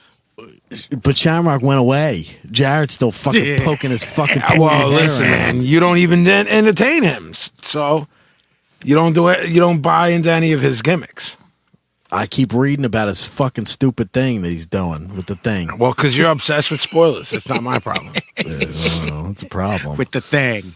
The thing with the thing, man. No, man. For me, it's like those UFC, like that dude Shamrock, then and now, literally thinks because whatever fucking kung fu move he learned, that he can trash anybody walking the planet. I ain't having that. But once you're in the business, then everything's the work. I So agree, I'm but he okay. was a D bag before that. Was he with the bull with the kendo sticks or whatever? No, No, that he was, looks like him. That's Steve that was Blackman. Blackman. No, he looks like him. They look alike. Boy, The Rock is very shiny. I mean, this is when The Rock was the whole thing was just developed. Is he shinier than Reef in the Terror Storm video? It's right about up there. It might be neck and neck. That is one Remember, shiny Reef didn't motherfucker. know about No. He Special was SD so Jones. funny that day. That No, was I kind of remember. yeah. We were out. Like I went out, and y'all were all smoking cigarettes. Who, me and Reef? No, well, yeah, and Sicko and- everybody. We yeah, were I out, was yeah. out there. Romeo Ray was out there. Yeah. And he was like, so who's? We were like, no, he was a fucking goon. We like hipped Reef to SD Jones. Philly. That's why he was like, wait, he was from Philly? Oh, yeah. Yeah. Love that dude. He had like that weird hole in his back. He got He bucked. got fucking Yeah. shot. That's what I'm saying. Well, it's not a weird hole. He got fucking shot. saying, like, a as a weird little- hole is like, I was born and I'm a mutant. He got fucking shot. As a little He got a kid, fucking you didn't know special that. delivery. Yeah, that was here's a special delivery for you. Click, click. So, Ken Shamrock is worse than Jeff Jarrett. I win. I don't know about that. He just said Jeff Jarrett gets over because of his father. Gary Hart don't like his father, so I don't like him. Fine, but he still did something. He did something. Shamrock got his ass Birthed whooped. that fucking goof fucking Jeff. Shamrock got his ass whooped in that other fucking work place and came over to here. And then he was working that Kimbo fucking fight about a year ago. Right. Which was complete fucking work. That shit was awesome. It was so bad it was good. Well, I remember you were like, oh, I'm going to watch this work. Yeah. Like, you weren't even, like, everybody was like, I wonder what's going to happen in this real fight. Man, you were like, Well, see, a couple years before that, Kimbo did the deal with Tank. yeah. Now Tank was in the business. Once you're in the business, everything's a Everything's work. a work. As soon as you dip your toe in the business, Yep, you're a worker. yes, And you're a worker everything for you do- life. Yeah, everything you do is suspect. So the fight with Tank was a full-on work. Tank tries to take the fall and realizes that it doesn't look good, and then gets back up, and it's like, no, let's do it again, and fucking then gets knocked out. Wow. Yeah, so I knew going into that the Kimbo and Shamrock thing was a fucking work. You know, they got a fucking payday, whatever they got. No And hate they're like, on, no hate yeah, to them. Right. Yeah, you know that every time I shoot on that, I text you personally. I'm like, yo, you know I'm not shooting on the workers. I'm Right. shooting on A, the people who put it together, and B, the marks that are worse than wrestling marks. Because those fucking fans of that shit, Yeah. like, live and die by it and text me how that's better than boxing, A lot and of that's why I people- laugh my ass all off. right, let's do it. I Go just ahead. want to put something out there so we can put something to rest real quick. Go ahead, pal. Because we get tons of emails and messages asking Vinny like MMA questions, and when they don't, some that don't realize that you have no liking for it whatsoever, and then other people, I guess, get it twisted and think you're into it and ask you like real in-depth questions, Right. like this bull and this. Can you just basically set the record straight where you are on that? Please don't talk to me about it. Don't bother anybody in this podcast about it in regards to me. Right. You know, I'm not speaking, but I told Gavin knows this. There were times 25 years ago when the Gracies were running shit. There was no rules and shit that Lenny and my brother and I would watch it. I was in my young teens, and it like satisfied whatever bloodlust I had on a very rudimentary fighting level. You know what I'm saying? Yes. As from my earliest years that I can remember, it was boxing and how beautiful it was and still is, and how much more advanced it is on every possible level. I don't want to hear it. I respectfully want people to stop asking me about it. I respectfully want people to stop saying you would be into it. Right. Look, I've known about it for longer than some. These kids that are saying they do it, I watched it before they were born. Right. Basically, all these young kids with faux hawks that train in it are kids that would get run out of a boxing gym. You know what I'm saying? Absolutely. So, like, leave me alone with that, man. I don't No want to hear interest. it. Yes, if you know, notice I'm still trying to be respectful about it. Trying. I'm trying, man. You're doing a really good job. I'm just doing my best. I don't watch it. Don't ask me. I don't know where the correlation comes between the fact that how much I live and die and breathe boxing that I would watch that. Right. It's not the same That's thing. It's what I nowhere don't get. near it. I don't even get it at all. Like, it's like if someone went all in constantly about the NBA, and then someone started asking them in-depth questions about hockey. Right. The first thing all you got to do is say, do you like / watch MMA? And I just write back no, and then we're cool. Exactly. Stop going, who do you got this weekend? And if I know there's no boxing on, I just go, in what? You mean hoops? The Sixers, we stink. Yo, do you like Diaz or da-da-da? And I'm like, are they your cousin's friends? Are they two rap guys I never heard of? Just stop with it. There's no correlation. There's no correlation between the two. Yep. Nobody, don't even write me about this statement. Nobody got hands in any of those fucking leagues that could go toe-to-toe with a boxer. People have fucking sent me clips of dudes. Look at his hands. Look at his head. They look like the most fucking rude. They look like my 3-year-old son.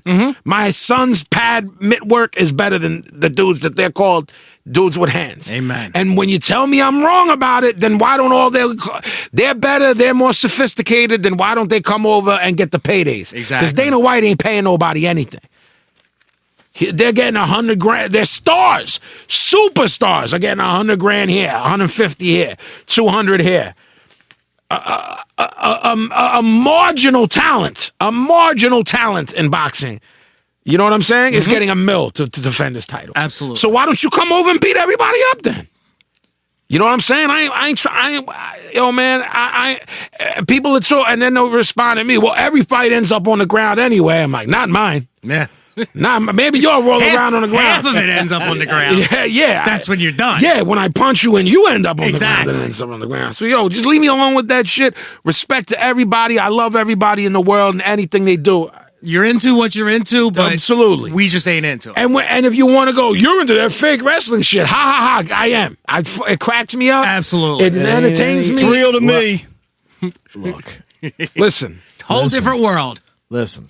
I'm not mad like Vinny is. I don't care. Sparked Man, the up. people's not But mad. let me tell you, if you think that stuff's a shoot, you're out of your mind. Thank you. Yeah. And I'm going to smarten everybody up a little bit here. I'm going to give you a little. I'm going to do a little service. And I love what he's about to do because we're really going to see who our fans are. Good. And what they're about because we're about to get a lot of heat for what he's about to like say. this. Well, when Just I- like the heat I got when I talked about Daniel Bryan, which we're going to get into after he said Excellent. what he said. Preach, OG. Commonly when somebody says something's a work, everybody immediately will think, oh, that means that it's fake and they're pulling punches. Right. I'm not claiming on any level that they're pulling punches. I'm not claiming on any level that these kung fu submission things they do are not legit. A work is something that is really complicated on a lot of levels. For example, I was talking to Powers on Twitter last night. Me and him were talking, and somehow the last Ronda Rousey fight came up, and I said, man, I don't know if I which Taz, who we love, called the work, and the entire not just MMA world, MMA and wrestling world flipped on him and told him he didn't know shit, and he studied all of that shit for real. Even though he did work wrestling, he studied all of that shit. And he was like, work. That's all he wrote after the Ronda Rousey knocked out shit. And people were hating on him. Well, she got knocked out. That was fake. And then that's where Gavin's talking about there's worked punches. There's worked shoots. That was a worked shoot. So complicated, like on some levels, because it's possible. Let's suppose for 1 second that Ronda and Dana made a deal in the back and said, hey, you take a shot that is a legitimate shot, and I will give you X amount of money. And what's a bigger story than an undefeated champion? What's the only thing, somebody who's running through all competition, what's the only thing that's bigger than that? A comeback story. That's the only thing that's bigger than that. So maybe Ronda agreed to that. Maybe the chick she fought had no idea. Maybe she wasn't in on the work. Everybody doesn't have to be in on it for it to be a work. There's a lot of levels of this. I'm not saying she didn't get kicked in the fucking neck, because she did. I watched it. She did. But who's to say she didn't fucking agree to do that? There are worked. So if wrestling is such a work and wrestling's so fake, go watch Vader and Hansen from Japan, where Vader gets his fucking eye poked out. Like, I can give you endless examples. Watch Brody and Hansen working. Like we can give you endless examples of real stuff that went on in wrestling. Like, why can't that apply in MMA? Now, I'm not saying that the dudes who train and who fight on small levels in local gyms aren't busting their ass and killing each other, for sure, no doubt. I'm talking big money, big fucking viewing, lot of shit on the line. It's tough for me to believe that it's legitimate on every level. That two motherfuckers are going in there and fighting it out and seeing who wins. It's hard for me to believe, especially when that much bread's involved and when that much attention's on it. And not for nothing, but that Irish guy who's fucking the deal now. Yeah, he's working as a heel. He's like the biggest heel in the world. It's fucking Wrestling 101 what he's doing. And he's basically taking what Ali did, which was taken from Gorgeous George. Ali was the biggest wrestling mark ever. Absolutely. He said, I'm going to take all this shit and bring it here and have people like, you hate me? It's money. Yep. So when we say something's a work, it doesn't mean that, this one didn't get punched in the fucking face. And we don't mean any of that. We're just saying something about it is being worked. There's a reason why these things are happening. That's the way I feel about it. Did Ronda get fucking kicked in the neck and get knocked out? Yeah. But did she agree to do it? You don't know. I'm really hard pressed for somebody that has been now again, like, I don't know much about MMA stuff, but I do know that she has a history since she was a little kid from doing this sort of thing. And if you watch that clip, man, she drops her hand and lets that fucking kick. And if you're trained like that, it's secondary reflex stuff. You would never be open like that. She would have to voluntarily be open for that kick. Now, this is devil's advocate shit, because I feel like we need to do devil's advocate shit for the sake of it, even though I 100% agree with Absolutely. you. She sparred with Vic Darchinyan, who was a two-time world championship boxer. Okay. She literally, everyone in that gym was like, if this girl ever fights anybody nice with their hands, she's fucking done.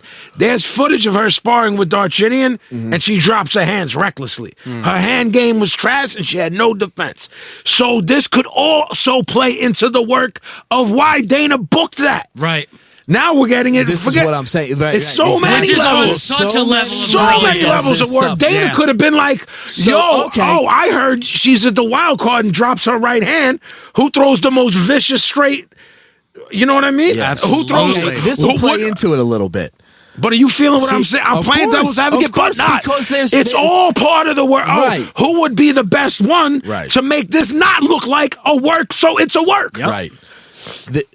CM Punk was booked for UFC 99. And now he's back. CM Punk, who was a champ in WWE. Yeah. You're talking about people who work was for a booked living. Could someone who worked for WWE be a world-class champion in boxing? Yes or no? Ever? No. It's an impossibility. Absolutely not. People from the world of a worked culture, a fake culture, go in there, Dead. get jobs. No, I'm talking about MMA and UFC. Go in there, win fights, become champions. Right. Anyone in any form of wrestling ever that step into a boxing ring would get melted in the first round. Right. So, I'm sorry, I didn't mean. I'm just getting sparked up. That's fine. So conveniently, I like it. he was booked for UFC 99 or 199. Okay, now all of a sudden he's got to have back surgery and he's going to be out, but not for too long. So what does that mean? Okay, Ronda's going to have potentially have her comeback for 200. Punk's going to have his first fight on 200. Biggest pay-per-view in fucking UFC history. Easy. That's all part of the fucking It's all work. part of the work. It's all part of the And fucking because deal. because he was a worker, he probably said to Dana, Right, He's like, yo, you're fucking up by putting me on 199. Put it on 200 because you're already going to make a big deal about it. Ronda's probably having her comeback fight or her rematch or whatever the fuck they're and doing. Dana and Vince are on the phone like, whatever happens next Mania, Yeah. Oh, if they both take L's, You're going to tell me, somebody's going to tell me that Lesnar could have for years just flopped back and forth between UFC, back to Vince, back to UFC, back to Vince. Get the fuck out of here. It's all business agreement shit. Yeah. It's all fucking business agreement shit. Vince and Dana on the phone saying, okay, whose business is going to prosper more right now by having Lesnar, for example? Oh, okay. So you need him for 2 years? Cool. Then you take him for 2 years. And you know, Lesnar having some input, like, you know what? I don't want to do this. I don't want to do that. Blah, blah, blah, blah, whatever. It's all fucking being negotiated. Anybody who thinks that Dana and Vince do not have a business relationship, you're fucking out of your fucking mind. He promotes like a wrestling promoter. That's how it gets over. That Irish guy right now cutting fucking wrestling promos. And you know what? I know who he is now because I didn't know who the fuck he was before, and so does everybody else. Ronda coming out and playing heel and coming out to fucking Joan Jett with the hood up and the fucking... It's all wrestling stuff. Ronda's a fucking huge wrestling mark. That's why I give her any time of day. She's a fucking huge wrestling mark, so she's okay in my book. You know what I mean? I'm not as fucking...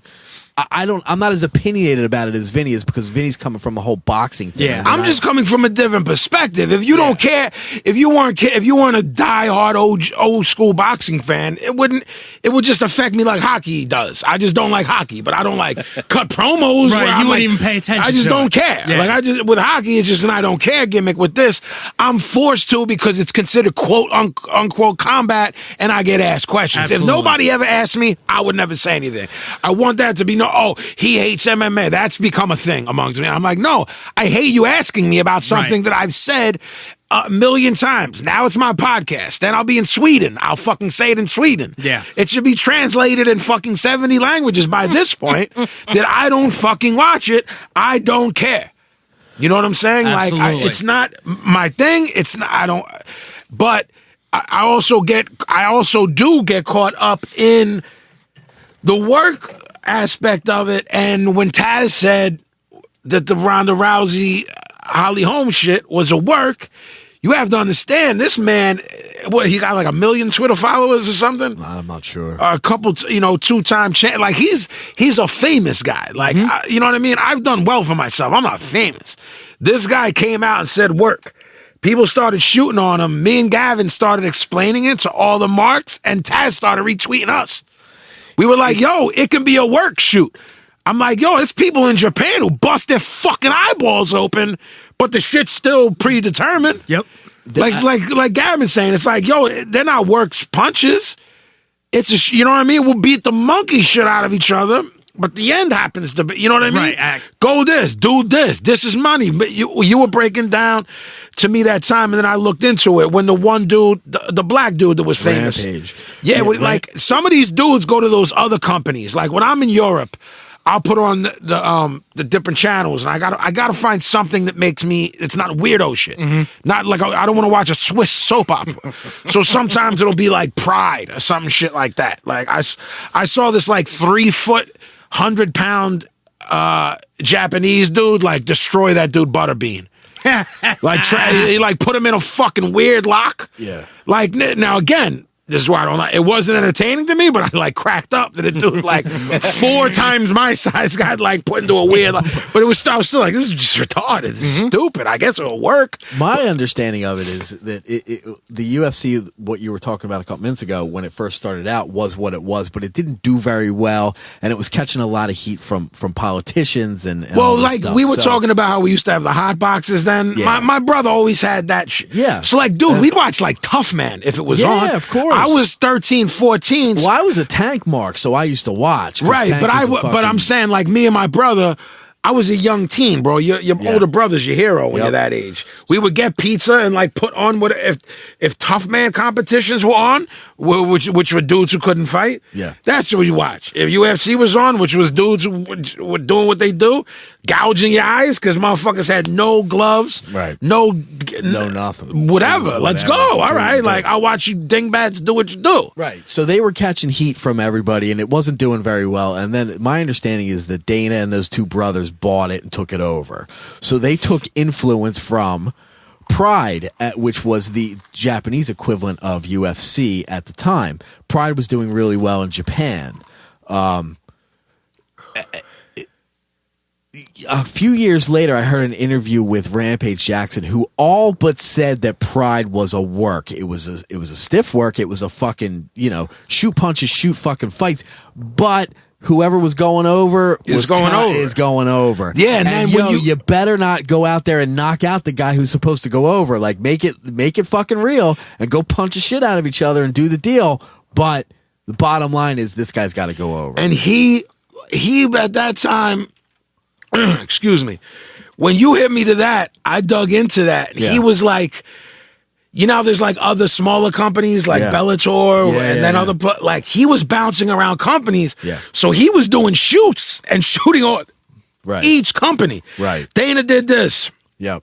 You know what I mean? I'm not saying he said Dana was a work. I'm saying like maybe Dana don't pay money. Right. Pride does this. Right. He was shooting on every company because at that time, what do? You go into business for yourself. Right. You know what I mean? Or you put over whoever you're for. So if he was with Bellator, he was shooting on Pride, UFC, da-da-da-da-da-da. And he, in separate interviews, the one you hit me about, like he said that more than once. Right. About other spots. Like, yo, man, trust me. I train hard. This is what he's saying. Not me. This guy, look at my body. Look at my hands. Yeah. I'm a fucking fighter. I train. Right. Yo, I'll kill somebody. But I'm not telling you that it's not work shoots and da-da-da, in so many words. And like, I brought this up and people are like, whoa, what are you talking about? Well, and then, hold on real quick. Yeah. Where did he end up in the biz? Of course. Now, he went into TNA. Of course. Now he dipped his toe. Yep. So now everything's a work. So Dana looked to Pride for inspiration on, how's this doing as well as it is? Because the Japanese are always so wrapped up in wrestling culture as well. So they made Pride sort of like wrestling, sort of what Dana's doing now. How did they have success at Pride? So that when Dana took it over, he took those aspects of Pride and brought them here, and that's when UFC started to blow up. Dana was like, let me bring Pride and all the jab strong style. Yeah, and so Star started to be made. You got all these dudes who have some sort of, I'm not saying that they don't have legitimate backgrounds and whatever and could fucking kill a motherfucker. I'm not saying any of that. What's the timeline? Like late 90s? Yeah. What you mean, the turn we're discussing? Yeah. Late 90s is when it started, the huge, every kid thinking he could go could fight and has a faux hawk at the bar, like 2003. And then by like 06, 07, every kid at the bar when someone spilled a drink, it's like, yo, I train MMA. You know what I'm saying? Like, dog, there's not MMA gyms, there's gyms that say UFC. And it's kids who go and try to throw not 3, 4, 6, 12 boxing rounds, 1 boxing round, and can't hang and get run out. Who's the dude we were shooting on with the Jeff Jarrett? And I said I hate Shamrock. His brother. Yeah. Right? Ryan. No, Frank. Who's fucking Ryan Shamrock? They were in WWE. I think that was a work. That was a girl, I think. Yeah. Forget it. Frank Shamrock. See how much I know The about guy anything? Frank Don't listen to Shamrock. anything I just said. I don't know shit. There's this like, you know when you're watching, you're waiting for something to come on and something overlaps? Mm-hmm. So you like watch that while you're flipping with your phone? Mm-hmm. Or the other way around. Something ends and you don't hit the delete on your DVR because you're on Twitter or Facebook. Yeah. You just let it go. You just let it go and then you do the delete gimmick. Yeah. So they did this like little documentary on because I guess Frank Shamrock has heat or had heat with Ken. They don't get along. Okay, so he starts talking about how he got in trouble and how he harnessed his wanted to harness into something positive, so he got into fighting. The first part of this fucking well done documentary about this Frank Shamrock guy, what he says was, I wanted to throw hands. I went to a boxing gym, and after 3 rounds, I got run the fuck out of it, and I knew I could never hang there. This dude is, from what I know, a legend in the UFC or MMA. And he got run out in 3 rounds in boxing. So they'll even admit it themselves. Well, yeah, no. Most of them, no. Most of them are going to write hate mail to us, to the email that we haven't bigged up. What is it, by the way? info@broadstreetbreakdown.com. Most of them will write my Twitter. That's what they'll do. Yeah. But it's Tough not- guy, like fake tough guys will write my Twitter and be like, you couldn't beat up any of them. Well- And I'm like, yo, I got a one-hitter quitter beat. That makes me a fucking live dog against anybody. You know what I mean? Again, people take this so personally. We're not shooting on these people individually and what they can and can't do. We're not shooting on you for liking it. We're not shooting on any of that stuff. It's just we're telling you where we're coming from and explaining. And we're telling you what it is. Explaining that a work is not necessarily what you might think it is. There's a lot of levels to it. There's a lot of whatever. And to finish my thought from before, what did Dana do? He made stars. So think about all the people who were in the thing at that time. Chuck Liddell, fucking Randy Couture, fucking the other fucking guy who I can't think of his fucking name. With the fucking head.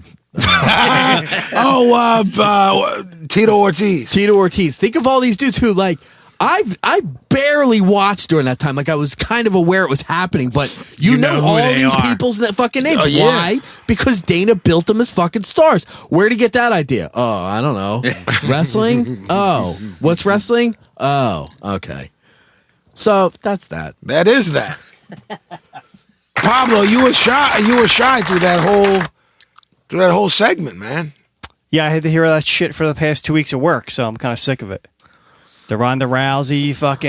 Yes, that's some work square shit. Heads love That's the all other of it. thing. Oh, It when is. I was working at That's the bar? the square world's escape. The Absolutely. thing is, it's okay if you're into it. Like, have at it. That's what I man. mean, bro. Like, I'm like, yo, B, have at it. Stop bothering me. But why do you feel the need? It to was bother me funny about too, it? because right after the Ronda Rousey thing, and I'm just going by what you two said, and I had read a couple of things. So in the bar I was working at, next day people were talking about it. I'm like, yeah, but it's a work, right? You know that, and they got fucking. I'm like, you gotta be, I'm like, no, I'm not trying to insult you or gotta say be you're able to wrong. really back I'm it like, up I with just some, thought it was you all knew this. That's a Oh no, it's- it ain't like that No, wrestling. I'm like, certainly oh, no offense to you on any level, but that's a bad road for you to go down. Honestly, I figured found that out. out. You I didn't know that because I Right. don't give a fuck about none of it. Like, Right. Well, the work and speaking of working, now there's two things we're gonna talk about Daniel Bryan. Right.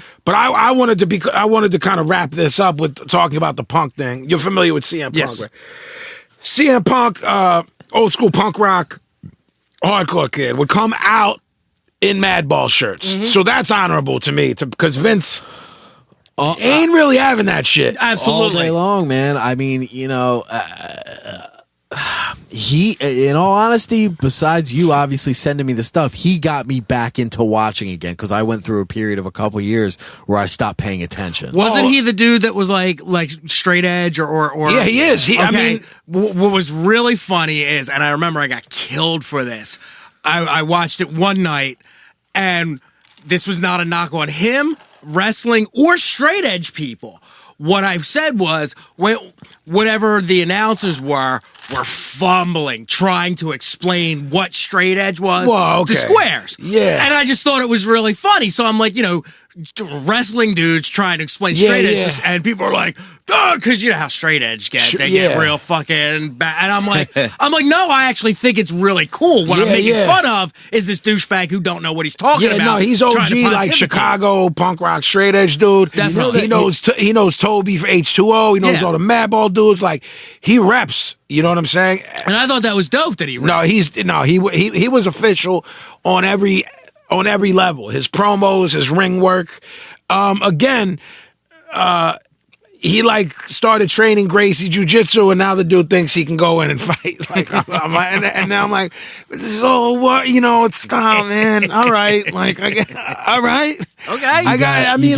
You got MMA nerds like freaking out about the fact that he's gonna fucking do a quote shoot fight. But don't you think that's the ultimate irony? Well, here's the thing: they're mad that someone that's a worker is about to do a shoot, and they don't know that shit is a work. That's part of the work too, because you know what? People are talking about right. it. It's all part of it. He has had no UFC fights, and he's been talked about almost more than anybody in the history of the company. Agreed.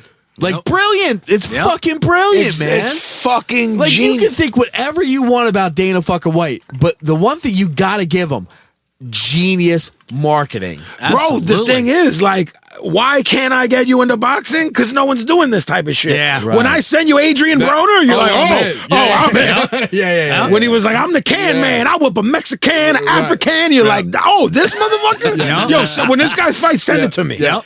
He's my favorite boxer ever, and I've never seen him throw one punch. If players started cutting promos, and I started sending Gavin dudes who cut promos. Well, guess what? I was like, Here's yo, peep this dude. Here's another thing. He's a goon, but not. This guy's promos are more entertaining than his fights. absolutely. Tyson in his heyday coming out to the ring, the whole forget fucking thing. about Welcome to the Terror Dome. All wrestling showmanship. Absolutely. And guess what?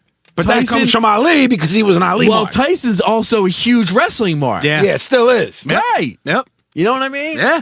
But dog, he was coming out to Welcome to the Terror Dome. No socks. No socks. Yeah. The hood. No robe. Right. A hole in a fucking towel.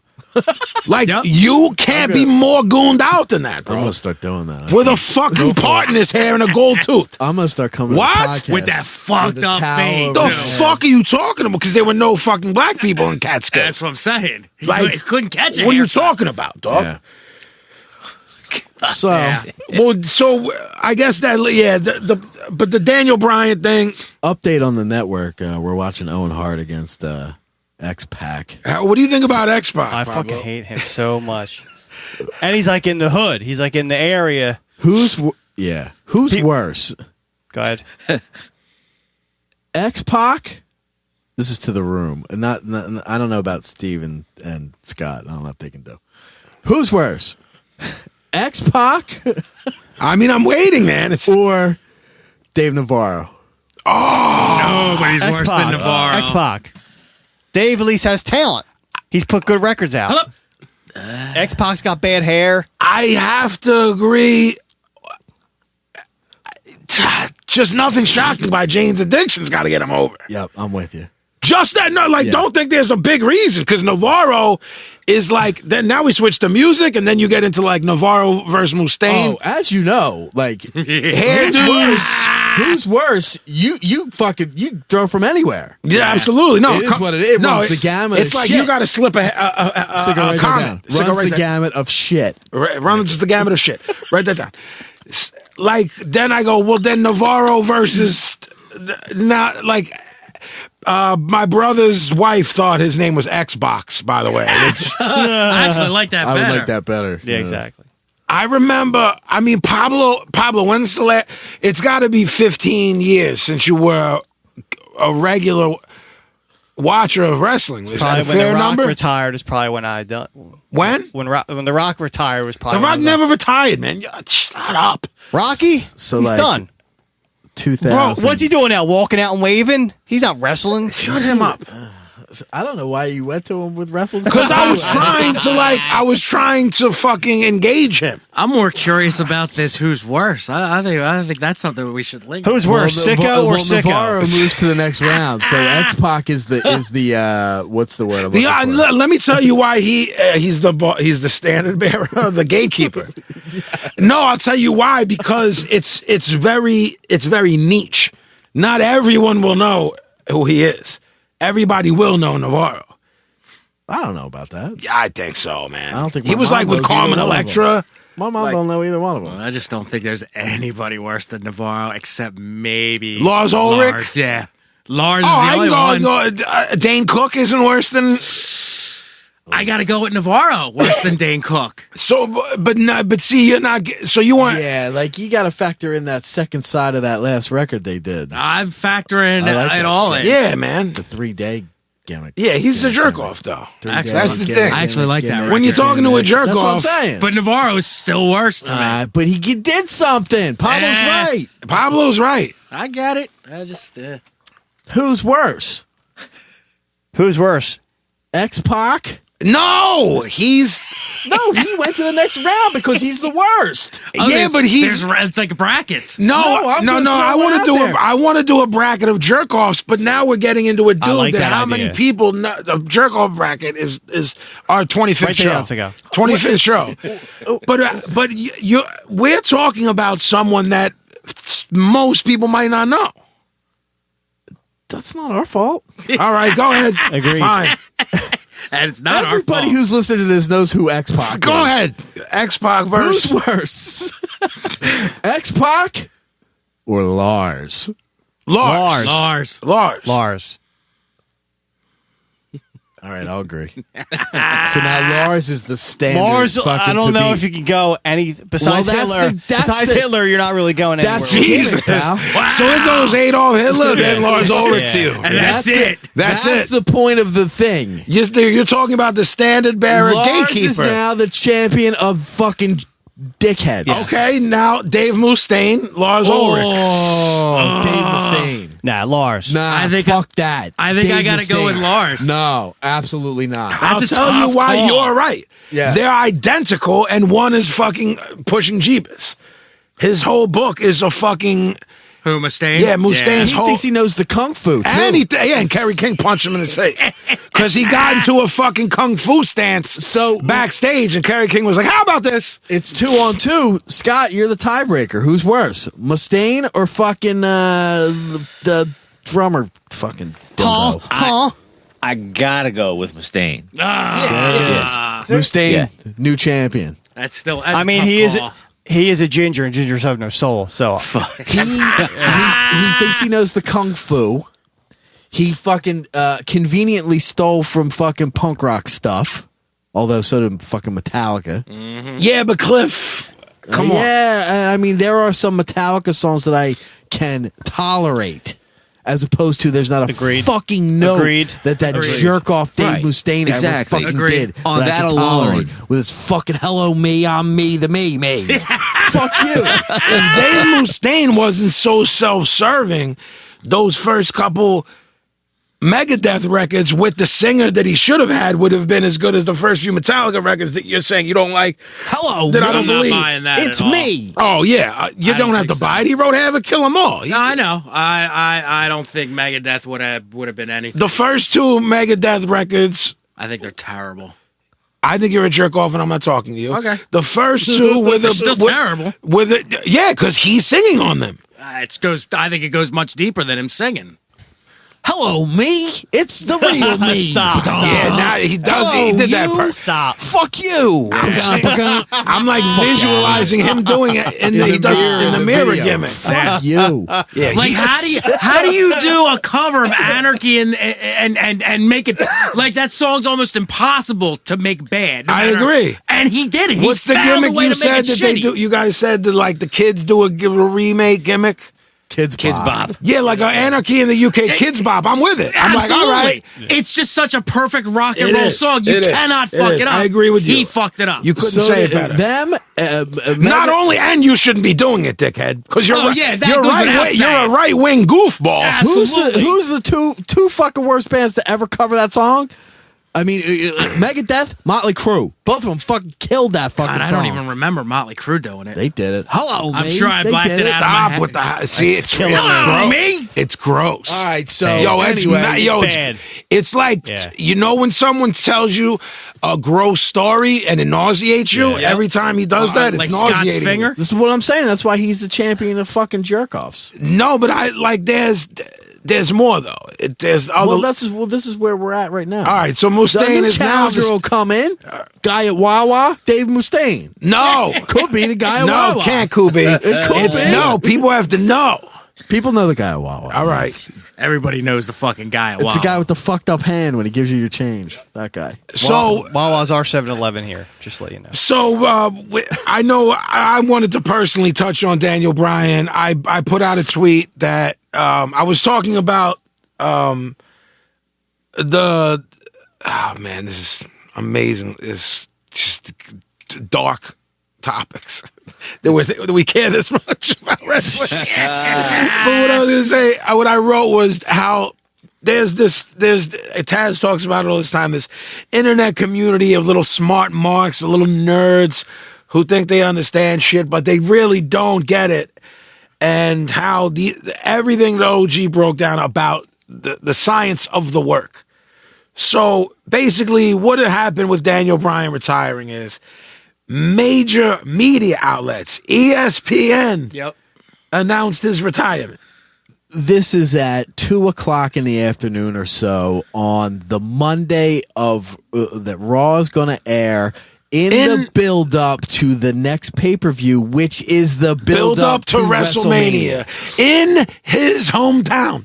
Don't forget that. No, just miraculously, this kid's papers come in that says he can never wrestle again the week that he happens to be in Washington State, where he grew up. What did they say? An hour and a half away or something. Yeah. And leading up within months away from the biggest WrestleMania of all time, 120,000 at Dallas Stadium, Jerry's World. ratings are suffering. The card is suffering. We talked about that. It'll probably sell out just on name alone. That's fine. But there's a whole hype machine that goes along with it. This is not one day, one event. This goes from like Wednesday night until fucking Wednesday night Monday access, night. Thursday night signings, Friday night NXT. It's a fucking week of It's shit. a week. The way that the Super Bowl is handled is the exact same way that WrestleMania is handled. It is the Super Bowl of wrestling. Now, other companies are doing shit. ROH is running shows. Well, now they got the NXT show on Saturday. The night, NXT or is Friday running night or Saturday night, whatever. It's a whole fucking rigmarole, man. And so people aren't really paying attention because the buildup is not great. Usually at this point in the year, we know what's happening. The buildup has already started, and right now it's kind of fucking mez. So conveniently at 2:00 in the afternoon, Daniel says, "I'm announcing my retirement tonight in my hometown. I'll get more into it on the show." The day that he's going to be in his home city within 6 to 8 weeks of WrestleMania, their biggest show, the entire world, including ESPN, including real media outlets. I'm talking, am I incorrect here? No. Am I talking out of school? No. I'm talking everyone from, start naming websites you read. It was on Yahoo, I Yeah. believe. His real name, Sicko Daniel hit me- Bryan, real name, blah, blah, blah, retires at 34 due to da. Sicko hit me up during the day like, about it, if it was reaching Sicko's radar, who's paying no attention to wrestling, that tells you how. Right. My mom was like, "Who's this guy with the gimmick?" Right. And I'm like, you know what I mean? She didn't say no, but she was. It hit her. It hit her world. Right. She knew something was happening. Yeah. Now, I'm gonna repeat before we get into this, if we choose to. I mean, who knows at this point? Right. Where we're going. But I want to say something that you said that should have been. I might get it tattooed on me. You did a quick post on the Broad Street Breakdown Facebook. I did. It said, Vinnie and I have discussed this. Yeah. We've gone back and forth. We've analyzed the situation. Indeed. And here's the situation. And we did. And we did. This is a work. Now, that's okay. Yeah. Your number 2 was the best sentence ever. If this isn't a work and he never wrestles again, it's still a work. And it is. It is. And this is what these marks don't understand, and only people at top levels, and I don't mean top levels like we've written for big companies, I mean top levels of understanding of the biz. You and I have personally talked to Taz, and he's put us over. This is even bigger than the business. This is life stuff. This is life stuff. This is him This goes saying... into the 2%er thing that we fucking made. Correct. 2% of fucking people are smartened up. Me and Vinny, 2%. So I am the genius of me. I'm A-list, baby. I couldn't keep it together. I know you could. You popped yourself. That was good, though. Broke character. That's fucked. Because this shit's pausing. I'm getting all fucking sparked up. Vader Pablo, man, Vader something wrong's going fucking- on over there with you, bro, tonight.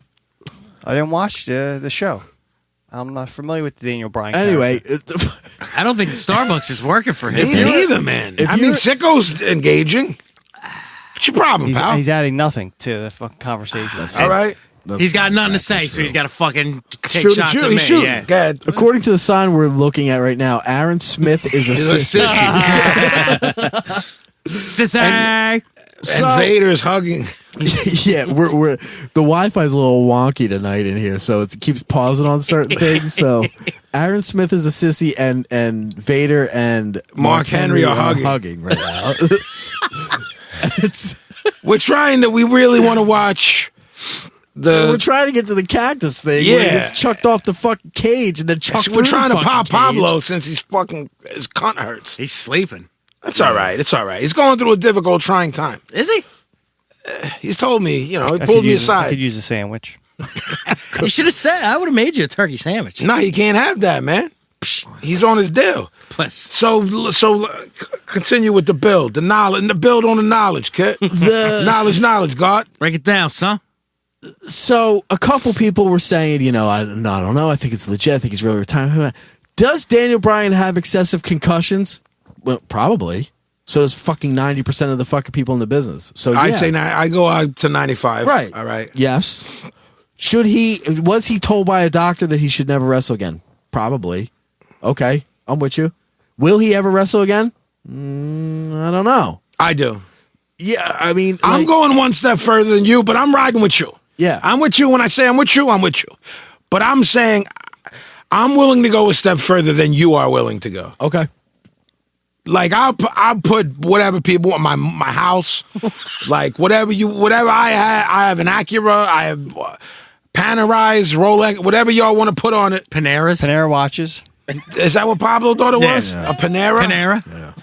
Tastes But good. now, here's the thing, and I know this because of the fight game. There's certain things that don't heal themselves, clearly. You know what I mean? Broken backs, all of that shit. Yeah. The whole concussion thing, you rest, you take it easy, you hang out with wifey, you make babies, blah, blah, blah. It will heal itself. You know what I'm saying? Now, I'm not... brain damage. No. Now you're like saying, I'm not... okay. He's not a quarterback. Here's a little thing I'm gonna Like get- Jim McMahon, the quarterback, like walks into a room and doesn't remember why he walked into there. Yeah. When you have monstrous concussions, you're fucked. All these bumps he's taken, they haven't been monstrous. You know what I'm saying? Like these things can. There's also, and I'm gonna let you go. I just want to say this before I get some weird doctor telling me I'm wrong, and being concussed doesn't heal itself. I'm not saying that I'm right and you're wrong. What I'm saying is then you can work a different style. Stone Cold can never work a certain match ever again because he legit broke his neck. But he can work a brawl. Throwing some You know when they punches, throw the yeah. gimmick fight, no holds barred, and he doesn't have to take any certain moves. Bryan could work another 10 years if he doesn't. His style. You ever watched Daniel? This guy we're discussing now. It's all over the news. He used to work ROH. Like he was called the American Dragon there. Oh. The style he worked and currently worked up until recently is batshit crazy, and he fucking worked stiff. Jab shit. Arguably one of the best in the world. At When he was going and I was a major mark and you were a major mark, I'd say he was the best. Yeah. It was like him, Punk, Nakamura. Yeah. For me, Austin Aries, sell him. AJ, sold AJ for a long time. Now you like him, I think. Right. I like that he punched out fucking Mrs. Tooth. That was still no selling this guy, man. This guy's he's good. So, what's big happening in the news right now as far as sports stuff? Concussion thing, because that documentary came out. Concussions, the ramifications of fucking still doing whatever with concussions, the long term effects, the this, the that, the blah, blah, blah, blah, blah, blah, blah, blah. Go back to the Chris Benoit thing. Some people's theory is that he had excessive concussions and it caused this damage and this and that and the other thing, and that's why he did what he did. So here we go into the work. Vince is showing, I'm not letting this guy continue. I'm not letting him out of his contract. He's taken the fall, and I'm showing, as far as public relations goes, that we're on top of this and we're concerned about this. You know what I'm saying? Like, this is what I'm saying. There's so many levels of of what is, quote, a work. There's so many levels of things, man. That's when we're saying things are a work. It's not always the obvious fucking thing. Was his fucking retirement speech heartfelt and fucking legitimate? Yeah, it was fucking brilliant. It was a brilliant fucking performance. Did he feel some of that? Absolutely. Is there a little bit of something? Well, right. And this guy was an amazing worker. Excuse me, was on Busted Open, a radio show promoting his book. He was saying doctors wouldn't clear him because of neck problems, and that other doctors that did clear him. 2 doctors cleared him. There wasn't one mention of a problem of concussions. Well, here's another thing.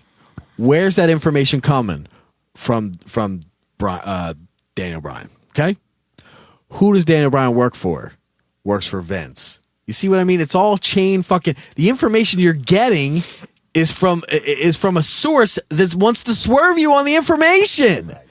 And then the new, quote, dirt sheets and the new inside information is all podcasts and Twitter and whatever. They're working everything, man. It's like work shoot stuff. You think they're going on there and you're getting this quote shoot interview, but they have an agenda. So that means it's fucking on some level of work. Definitely. Bro, here's what someone told me when I tweeted that tweet that I said, this is what I said. I said, it wasn't until this Daniel Bryan retirement that I recognized consciously how much of a disparity there is between marks and people that are smartened up. And I'm going to build on what Gavin said. Unless you're an OG that's fucking done, I don't believe your shoot. Like, we watched shoot interview. That Vampiro shoot interview, you haven't watched it yet, or you have? No, I've seen part. I saw. But what I'm saying is, he's shooting straight up and down. He don't give a fuck. When you don't give a fuck anymore, that's when you shoot. Daniel Bryan's 34, man. You think at 34 he don't give a? He gives a fuck. At the very least, he's still going to be an employee of the company. Of the company. So he's on the company's fucking dime, man. He's on the still company's selling. agenda. He's selling whatever the company wants him to sell. Yeah. And make it seem like he's the one pushing it. Anyway, yo, you forgot to do the gimmick. Yeah. Do the gimmicks. Usually you do the gimmicks. I do the gimmicks. Ladies and gentlemen, this is Pac Pistol Paz. You're listening to the Broad Street Breakdown. Brought to you by Crescent Street Tattoo. 4371 Crescent Street, Philly, PA. 19127. Facebook, Crescent Street Tattoo. IG, Crescent Street Tattoo. Email, crescentstreettattoo@gmail.com. I like that little gimmick. Website, crescentstreettattoo.com. Go on there, check all the work. They tattoo me. Miss Jackie and Tony are on there. The Gavin runs the show, so you got to deal with him first. Also brought to you And by his 5 rules. Also, don't talk over me. It's my pet peeve. Also brought to you by No Slam Dancing, No Stage Diving, No Spikes, and Oral History of the legendary City Gardens, where a lot of, wow. I like that one. I like that. Pop for that. Brought to you, written by Amy Yates, Wolfing, and Stevie Puerto Rico. We're here live and direct in South Philly with Scott Stallone at Found Sound Studios. He's trying to fucking pop me with all these fucking sounds. This is going to be the deal now. They trying to make me laugh while I do my gimmicks, Gavin. I mean, if they think that's going to happen, now it's on. Right. Like, try to, you want me to shoot? Try to pop me. Hey, Stone Cold. Stoic. Yes. Stone Cold in 98. not stoic. Cutting promos. That here word comes right the- works. That's. I don't butcher the language like Pablo. I enjoyed it. I don't butcher languages. I don't make shit up. Here comes these two DX fucks. This fucking. Who's now All right. Dave Mustaine or Shawn Michaels? Shawn Michaels. Agreed. Yeah. Now he's the standard bearer, and nobody knows who he is. This is why the game don't work. Works for us. Fine. Thank you. Get to work, sicko. I'm reading my gimmick, and it fucking says you, Pablo. Sicker shout outs. What's Okay, going on? But why? Like, I was waiting He's for you waiting. to wind He's it gonna up. wait for you to go. We've been off. Six. He's waiting for the sign. Like, just go. right. That's what I'm saying. So you don't agree with me? Yeah. No, I Pick agree up, with you. I man. agree with you 100%. Chop. Yeah. What the fuck?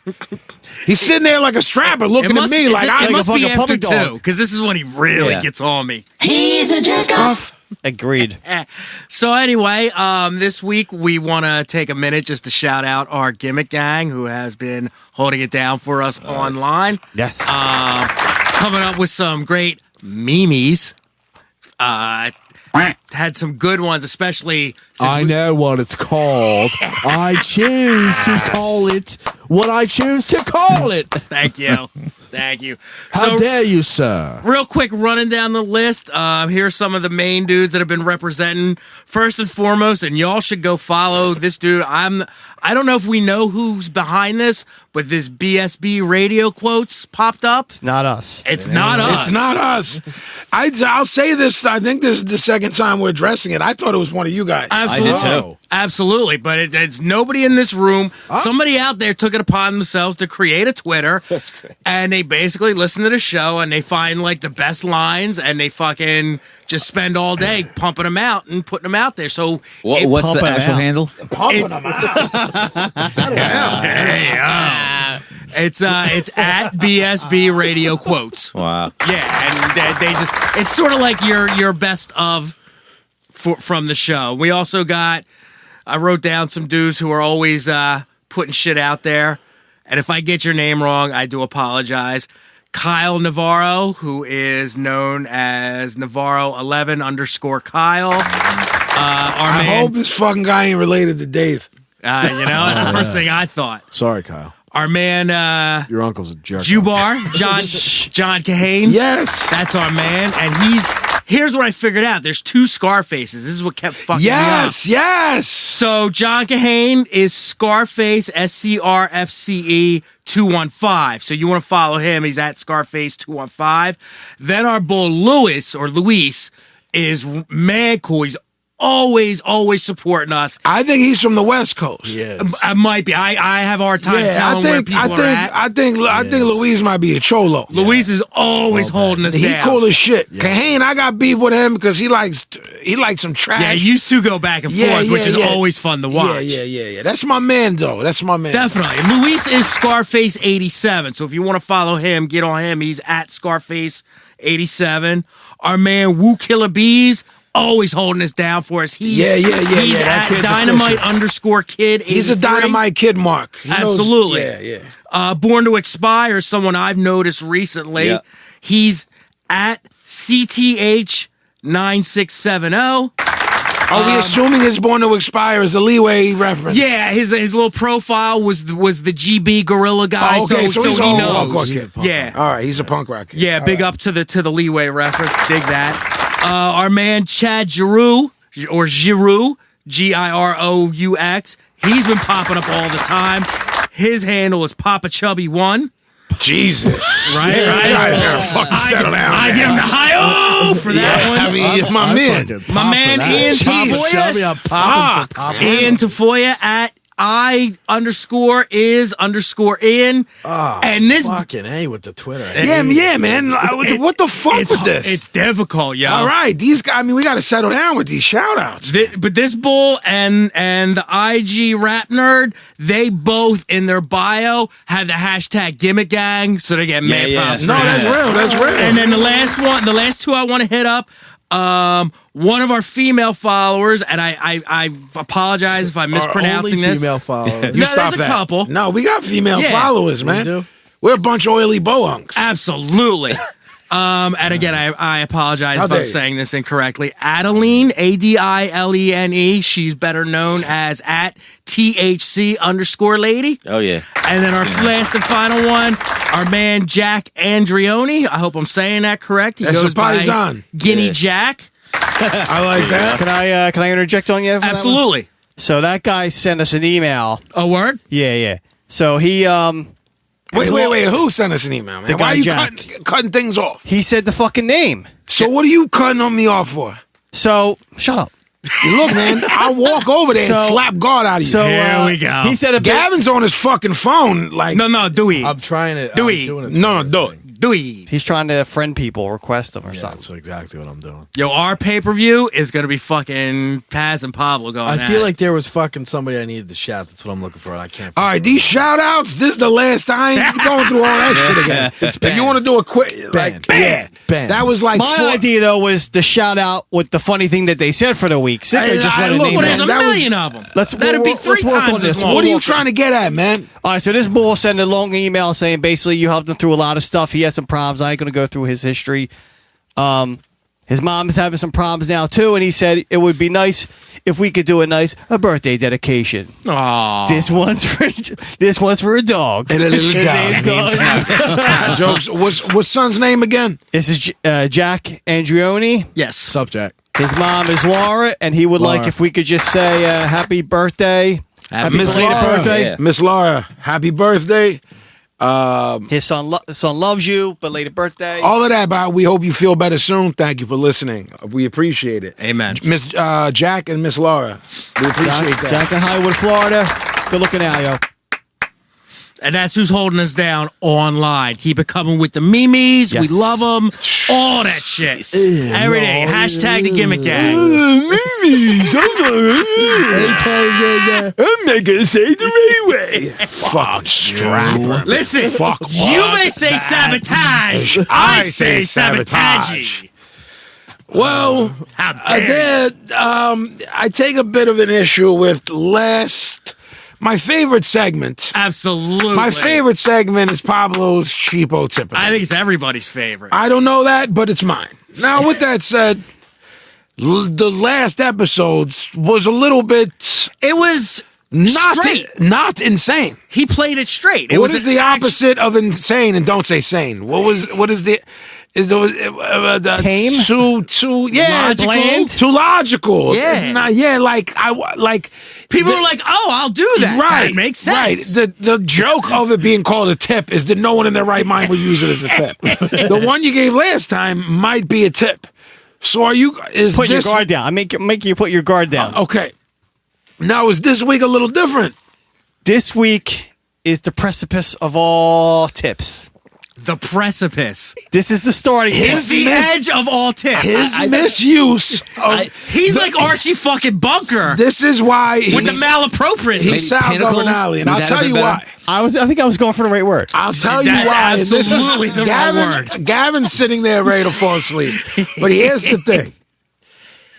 Precipice. He destroys the English language and he Mangles still it. gets over. Absolutely. People write me like, Pablo's hilarious. I'm like, yo, Absolutely. you guys don't just care about language. No, they don't care. This a free. As The far bar as has they been know, lowered. that's the word. He's fucking Johnny James. He just He's fucking Roman He is. Maroney. He's Roman Maroney. You fargan It's Fargan War. Knock down that wall. You knock down that Fargan vestiges, souvenirs, novelties, That's a different movie. party tricks. That's top secret.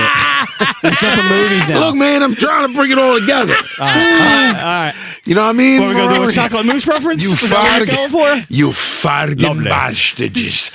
I'm standing here with my dork in my hand. Maroney declares this is Fargan War. Maroney deported to Sweden claims he's not. So, That's the greatest movie ever so made. P. Jiggy, is this going to be good? I guarantee it. He's on the precipice. What was that? What was that, man? You're fired. Wow. Yeah, hit the same button 5 more times. Maybe the sound will change. That's a hell of an engineer. All you right, got so there, we're gonna settle this down, and we're gonna go to Pablo's Cheapo Tip of the Week. All right, precipice. here we are. Are you on the precipice? We're on the No, precipice. That is right. That's the correct way no, of using we're that using word. it right. We're on the This precipice. one's about to be the prefaces of all Cheapo tips. We are in the pinnacle of winter. The pinnacle of winter. It's freezing out. It's cold out. It's been snowing like shit here in Philly, right? Snowing like shit. I don't even know what that means, man. I'm dying. This guy's lost his fucking mind, man. He's lost his mind. He said he's on a diet and he's working out and he's losing his fucking mind. Oh my god. So, He needs to be working out them reading comprehension. It's snowing like shit. It's snowing like shit. Please What happens in your continue. bathroom? It's snowing like shit, man. so All right. snow's on the ground, right? So snow goes on the ground. Right. You got a shovel, right? Because you got to get to your car. You got to get to work. You What have got a shovel. You go out I there. mean, no, I don't know. You I don't do any of that, but go ahead. You got to go out there. You got to shovel your walk. So when you're done shoveling your walk, the typical gimmick we do is you get the rock salt and you spray the rock salt out, and then you just hope that the sun the next day does its work and it melts everything. Okay. And then bang, you can walk your car. Ain't nobody All right, slipping. none of this sounds crazy. And I'm with nobody, you. ain't nobody slipping. A lot of companies, I think by law, have to do it because they safety Yeah, issue. and they don't want people falling on this shit. and people whatever. set up the okey Right. doke, the fake insurance Right, claims, and all right, that. right. That has happened. Before. Yeah, all the time. Not me, but anyway. So the next day I'll come out and I'll see that the rock salt has done its job. As no. it should. Yeah, Wait a minute. Wait not- a minute. but not- Whoa. but not 100%. Wait. Well, so you spray the rock salt down, whatever, right? Yeah, how are you distributed? It comes in a thing now where it's like It comes in a huge bag. not in a bag. Now they have ones where you can hold in your hand. Almost looks like a fabric softener, John, but it's got a handle on it, so you can just go Yeah. Like you're jerking yourself off, but you're coming out salt. I like that. Yeah. Coming out. You're coming out salt. I'm All right, not man. writing that down. No, just so back you to know. the. I refuse. So you jizz out all the rock salt. All right. All right, we're done with that. Yeah, man. Analogy. So you hand spray all the salt out, so it goes wherever it goes, right? Right. Sun comes out the next day, Right. does its job, but then you come out and it's like, well, shit, this spot melted and this didn't. Maybe because it was a shadow, or maybe because the salt got put in one area, not another. Like over on the precipices. Right. So the salt's already out there. I'm not putting more salt out. What I'm doing, Cheapo Tip of the week. You get yourself a fucking broom and you get that salt and then you shovel it to where there's snow. God. And you put that salt, the rock salt that's already down, you put that salt to work. You're reusing rock salt. You put that salt. That lazy fucking salt. There's clumps of salt everywhere on my walkway, and I ain't going out like that. Okay. Please, Gavin, please take this over. Because I swear to God, I'm about to have a heart attack. Wait, does this work? I will say. I do it every year. I will say this. No. I have walked You out of. can't. No. Check this out. I have walked out of my house. Okay. And there will be what Pablo has described, where there's melted whatever, and then there's and on the way to my car or whatever, I will kick some of the salt over so I don't have to go back in the house and get more salt. That's what I'm saying. But it's not because I can't afford the fucking I don't want to spend the $4 on the salt. It's just like, oh, I'm gonna go unlock my door and get more salt out of the fucking thing and dump it. You know what I mean? So I kind of kick a couple fucking salt things over. And I don't. yeah, I'm not following it. I've done that. I'm at a loss. See, there's What are you supposed to do with the amount of salt that's there? There's no snow. leave it under to it. I don't I don't care know. about Let a squirrel that. eat it or Whatever something. happens Let to a the salt. squirrel. Why Where are you does it asking go? me? It's like Right. What do you normally do? What do you with do salt about after a it's done its hunk job? of mud? Yeah. What if there's a You hunk wait of for mud? the rain to come and But wash if there's it away. still ice to be melted and there's salt there, it's only logical to just help it along its way. No, it's like grab With a the broom. gimmick and pour a ton of it. Yeah. But it's already there. No, but it's like a sad, done. Right. Yeah, dirty. it's spent. But then I It's have like- that stuff for the next time it snows. That salt is just a mere shell of the salt that it was the day before. It's Salt I'm is salt. going to say that I don't I'm know. most disappointed in Gavin. I'm going to say I'm disappointed that he on any angle found this normal. Right. And then I'll It's go not- back. It's not that I find it normal. I've just done it. Like I'm not going back in the fucking house to get fucking I salt. think he's too used to Pablo. Yeah. It all sounds I have normal. actually done this. Like, oh, what the fuck? And I'll kick a bunch over as I'm walking to the fucking Wawa or whatever. Honestly, I thought he was about to say he goes out, collects the salt That's that what I- didn't work, puts it back in the thing, and uses it That's for the where next I thought he was snowstorm. going. Absolutely. So I'm kind of glad that he did. If I thought it wasn't already like Pablo, write pre-melting, that down. yeah, no shit. So basically, you're not reusing it. You're redistributing it. It's That's very- how I see it. It's a very A thin line. no. You're using the right terminology. But now I how go 100%. The redistribution. the redistribution of the rock salt. I think this is shading into an area of his brain that might be a little OCD controlled. I don't. I think you're giving him a bit of credit by saying that. No, really. Scott Stallone has OCD and none Absolute- of it manifests itself in cheapness. Absolutely. You're like, here, Pablo, here's a free pass at being cheap. By calling him OCD. I know this bull. He has this one thing that I don't know if he wants to talk about on air. I'm going to do it. And you say, yeah. He always grabs his eyelash. Yep. Yeah. See, and I've done research on that, and that's actually a nervous tick. It's not OCD at all. Right. Okay. That's a physical Now, thing. there's these other things like say there's a little ball of tissue or something. I'll like put it in between my fingers and like twirl it around for some reason for a minute. And I'm OCD? What the No, I did. Here's the problem. I call you OCD and you're in denial. I know I'm mentally ill. I'm on 9 million. Oh, I didn't say I wasn't mentally ill. I'm just thinking OCD is maybe not the best I think description people of use mine. that word as when everyone does something wacky. As a catch-all, It's yeah, not yeah, what it yeah. fucking is, man. Okay, have you ever seen a more well-kept studio than this place? Have you ever seen anything out of order when you come? I'm being honest. No, I'm For a agreeing with you. musician, have you ever seen anything like? You ask him for something right now, he's like, right here. Yeah. That's a form of OCD. Yeah.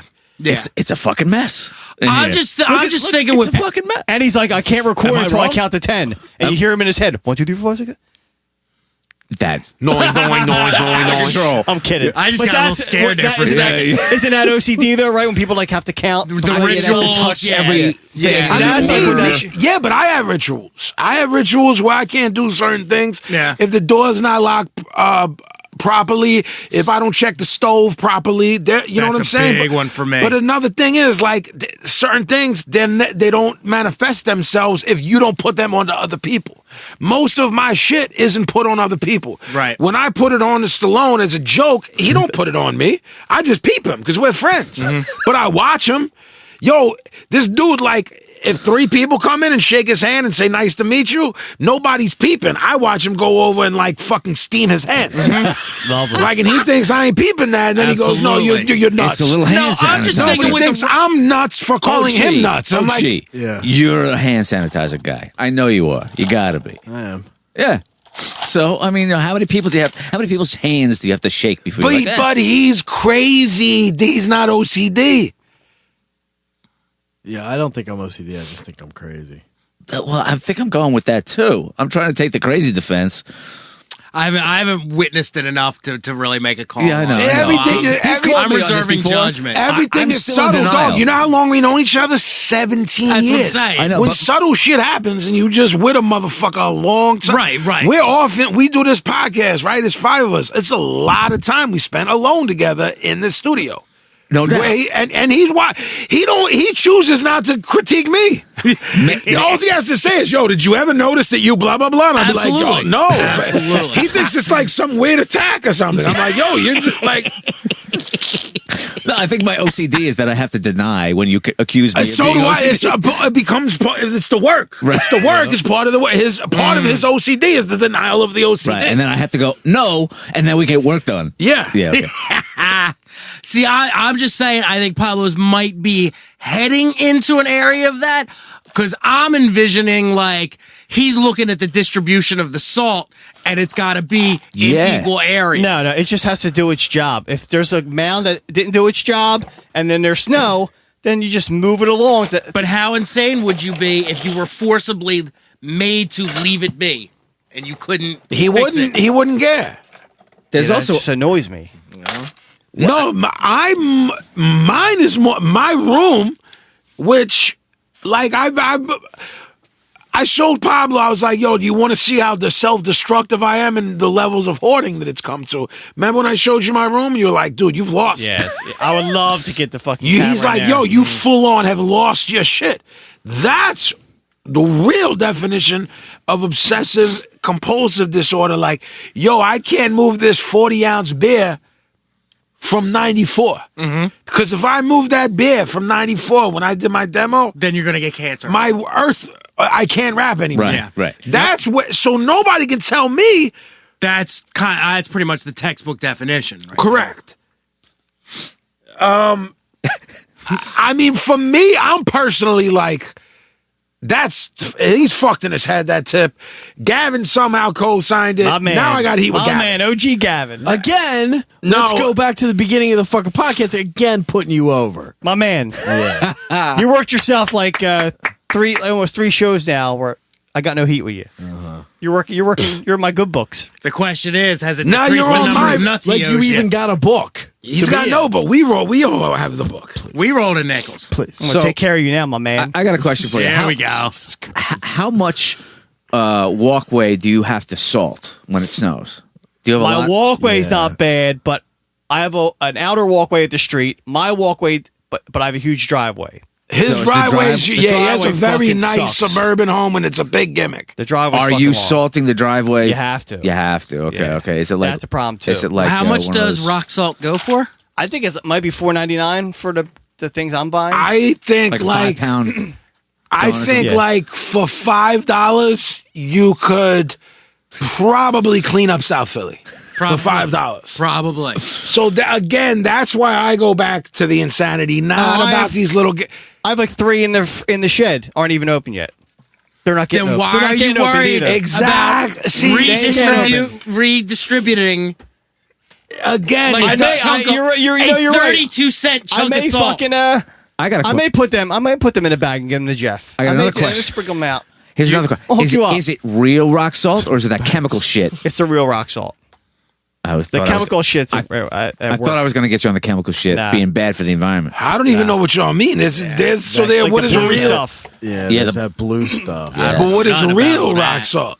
Like, Like from the earth? It's literally It's salt, like- I think, yeah. right? Yeah. Oh, I've never. So you're telling me there's something that's blue? Yeah. Yeah, that I chemical never saw stuff. that. I don't know nothing about The all business, that. a lot of businesses use that Yeah. stuff. Yeah. Yeah, you know all about fucking businesses. It must be the industry standard. Well, I mean, I'm not upset at. I think he came through. I'm a little disturbed by OG agreeing with him, but that has been. Pablo's Cheapo Tip of the Week. And thank you. There is a companion video shot. We'll be putting Well, that out. can we talk about that a little bit, or we no selling can. the things from? We can.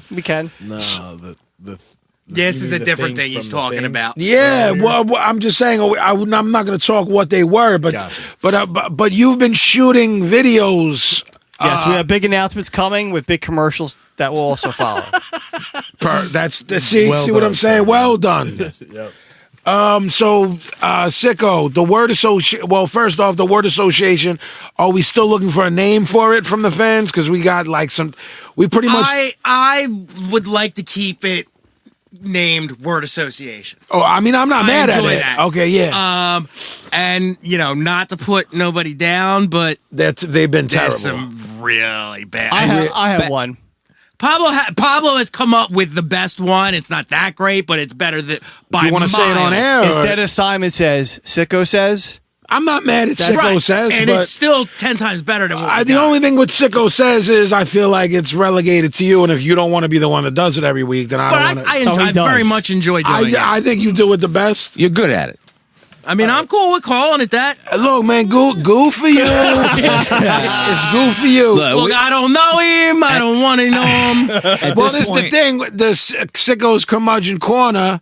It's like that only comes up when you have a gimmick. Well, here's the thing, and I know I've explained this to you, but I don't think I've explained it on air. Obviously, I'm a miserable fucking human being, and there's a million and one things that I hate. But Pablo, nice quack. anything at this point, all yous would agree with me. There's nothing that I hate that's like so fucking bananas. No. When we discussed that, Hey now. when we discussed that, I did agree with you. Where it was like, yo, I'm gonna just start shooting on things that we all hate anyway. Exactly. So what we decided with Sicko's curmudgeon corner is, if something comes up, Right. that you tell me, yo, bro. Like I had sort of an idea, like obviously I hate fucking the Super Bowl and football and all the advertising world that goes around it. Yeah. But I mean, like I'm sort of No, but I saw like supposed to you and hate that Gavin like shit. fuck the Super Bowl, but like I like football, so then we're not. I feel like the thing of the podcast isn't that we can't argue. Of course not. We argue every week. Absolutely. That's some of the charm of it. But Absolutely. I mean, like to me, like I'm interested in sports, so to be like fuck sports would be weird. Scott loves baseball. Sure. It's like it's not really representative of the whole. And I actually love the game of baseball. So I can't even say like fuck sports. as a blanket. Yeah. So unless like something like with Star Wars, like that's an anomaly because I'm supposed to like it. Comic books too. Being a punk rocker, you're supposed to love comic books, and I fucking hate them. And so. surprisingly, well, not to rehash it, but it's like a hip hop thing too. Everybody loves comics. Yeah, exactly. I mean, every MC from a Right. 10-year period was in a comic book. name. Right. And that's just, those are like two things that I'm not into that I'm supposed to be. So, but everything else will be like, don't you hate cancer? Like, Yeah, I mean, what's yeah. the point?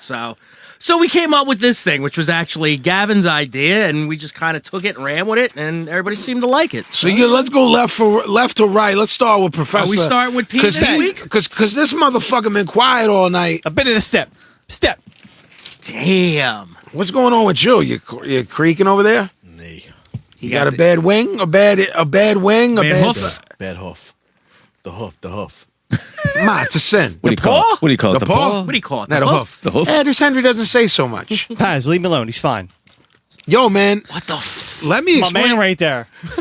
Nobody's fucking my man. Dun, dun, dun, dun. Ladies and gentlemen, it's time for another round of word association. Let me break down the rules to you. I have a list of pop culture, we'll say benchmarks. These are things that people, places, events, TV shows, movies, people will know what we're talking about. I have a list. I throw it out to the room. So not band names. There's band names Could in be. there. Could be Could anything. be. Could be. Could be band names or could be band names. So basically, I throw one of these terms out to the room, and it goes around in a semicircle, and you basically get. It's word association. It's not a rating. It's just whatever comes into your mind. Why is it boom. a semicircle? Is it Yeah, a why? full circle? First off, it's just second off, because- I should be the one explaining because this motherfucker's all over the place. He's got like fucking Old Testament and New Testament. He It's does. a fucking game, dude. He does. Everybody knows it. Exactly. He's we waiting go for your left to time. right. This motherfucker You say something. This motherfucker says something, and we got 5 words or less to build on it. Yeah. Right.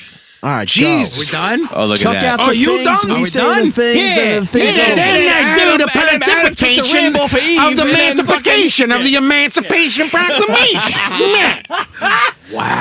It's like I somebody call might, it a Mimi. I like how when Gavin does it, I'm British. So I great. do too. I'm not. Not just British, I'm like Cockney. Highbrow, Yeah. fucking sophisticated. you sound like Vin. Oh, I've got a Mimi! All right, we're going to start with Pablo. Pablo, the band Manowar. Dope fish. I don't know. I don't know them. I don't know Is that? about them. Go ahead. Man of Just War. go. Just go. The Just go. jellyfish. Scott Stallone, the band Manowar. A scary ship. Vinnie Paz, Manowar. Can I pick up all these words? Since I'm only supposed to use 5. I don't know what you're Man gonna of War, do. Hail to England, one of my favorite records of all time. That was way more than 5 words. Doesn't matter. If I talk like this, it doesn't matter. Gavin, Manowar. The one guys from the Dictators. Yeah. Wait, I got. Wait, Joey. It should be 5 words or less, or 5 seconds or less. You could say 10 words if you say 5 less than 5. words. Stop making things Stop up now. with We'll the discuss this in a swerve. meeting. Can we get a Prepare to get clause? by This is- we discuss it in a meeting, not now. Jeez. Discuss it in a meeting. Discuss it in a meeting. For Manowar, I'm going to say burly chests. Jesus. All right, then. Pablo, the Dead Kennedys. So I threw the rock. Scott Stallone, the Dead Kennedys. We have been here before. Not in this game we have it. We've discussed Yeah, it. it's impossible. I've gone through the list. Vinnie Paz. the Jello Dead Biafra's Kennedys. a genius. Jeff Gavin. Top 10 band for me. Excellent. Pablo. Erica Badu. I skate on your crew. Nice. I'm all right. Scott I'm Stallone. all right with that, actually. You pop Gavin. Turns out all her men. Vinnie Paz. Tried to fight her in Dallas. Yes. I would call a whoa, whoa, whoa just because I want to hear that story. I'll tell you no, whoa, whoa, whoa. It's not as monstrous as you want. I'll tell it after word association Okay. real quick. Very cool. It's not worth a whoa, whoa, whoa. Because it's not that heavy, but I'll tell it if you Good. want when we're done. I'm saving you a whoa, whoa, whoa. Thank just you. I appreciate it. as a friend. Yo, good looks. It's good looking guy. I'll save it real quick. Boom. Gavin. Erica Badu. Wish Vinny fought her in Dallas. Yes. Okay. And I'm going to say I fucking love her. Pablo. Barry Manilow. I write the songs. Thank you. Scott Stallone. Go first. Mandy. She came and she gave without taking. That's a lot of words. Vinnie Paz, are you a fan of Low? Don't care about this fucking rules. I have a hat for this. My mother, through a long story, as you guys know, we call her Mary. My mom's name is Marianne. Mary. We call her Mary. Sometimes Clifton. Oh my! I got my word association hat. Whoa. My God! He's a Stallone, prop- get a pick Forgot of all that, about please. it. Wow. What is that? So, It's the parrot head gimmick. Oh, no. Wow. Jesus. Go on, Vin. It's real. We're listening. every fucking time Barry Manilow comes up in discussion or on TV or whatever, I turn everything down and she thinks I'm going to say some real serious shit. And I go, oh, Mary, you just came and I stopped you from taking. That's good stuff. Yeah, so if you talk about your mom, you're allowed to break the rules. So I kill her with that. And she fucking hates him. Oh, she does? Loathes him. Good My for mom her. loves my mom hates all that generation. Good for her. She hates all that. Good for you, Maui. Good for you and good for you. OG. Nah, I don't have anything. Nothing? He's in a bad mood. He's no-selling He's everything. cranky. He needs to go home. Mood scale? 5. Uh-oh. 5? This is like a 1. I maybe a 2.5. A 1? Yeah, I want you out I of would here. have lit Scott on fire on a 1 at this point. He started the night at a 6 point something. That's He what was I'm up. saying. Yeah. He was up. Pablo, Martin Scorsese, the director. Love bushy eyebrows. Stallone. It ain't pronounced Scorsese. I pronounce how I want to pronouncing. That was my nod to singles. Vinny. Top 5 directors of ever. OG. I like his movies. Fucking crank. With one to spare. One word to spare. I like his movies. Do. Pablo. Sacha Baron Cohen. What about landing on the moon? Scott's That was really good. That was fucking great. It was landing on the sun too, by the way. Keep it moving. I will try to do that. Vinny. Why are you laughing? Because you just cracking me up. You're Modern day Andy Kaufman. Amen. Yeah. One of the funniest guys ever. Amen. That was 6. Why does no one count Gavin? Am I always on the count? Because I like that you get all sparked up when I call you on it. All right. Pablo. I don't care that it was 6. It was what John it was. Waters. Why you fucking watching Jonathan me, Waters? John Waters. John Waters, man. Jonathan Waters? Right. Like, I'm sorry. I only know him as Jonathan. Did you talk about the director? Yes. Hairspray, flamingos. Wish I could unsee. That was like 7 That's words. Stallone. Hitchhiked across the country like a fucking psycho. That's like 15 words. It's great. He thinks he's you. Pazzy. The Simpsons. Fuck! Yes! Now I got Come nothing. on, G. It's on you. Now I got nothing. You need to go first then. No, man. nobody said dog poop. Zap. Scratch and sniff. Wait. You did another one? What? What? Huh? What did you say? I said nobody said dog poop. Sorry. That's what you get to put your face in your phone. You were cheating. Keep your head in the game. I got a fucking gimmick from a gimmick, man. A gimmick from a gimmick. You want to switch now? I don't Sure. matter. Go in the other semicircle. Because Cranky needs the fucking... Cranky Pants, the band Mayhem. Fuck, get the fuck out of here. Ah, okay, I'll take it. Vinnie Paz. Want to fight Gavin. That doesn't count towards your No. 5. Brilliant.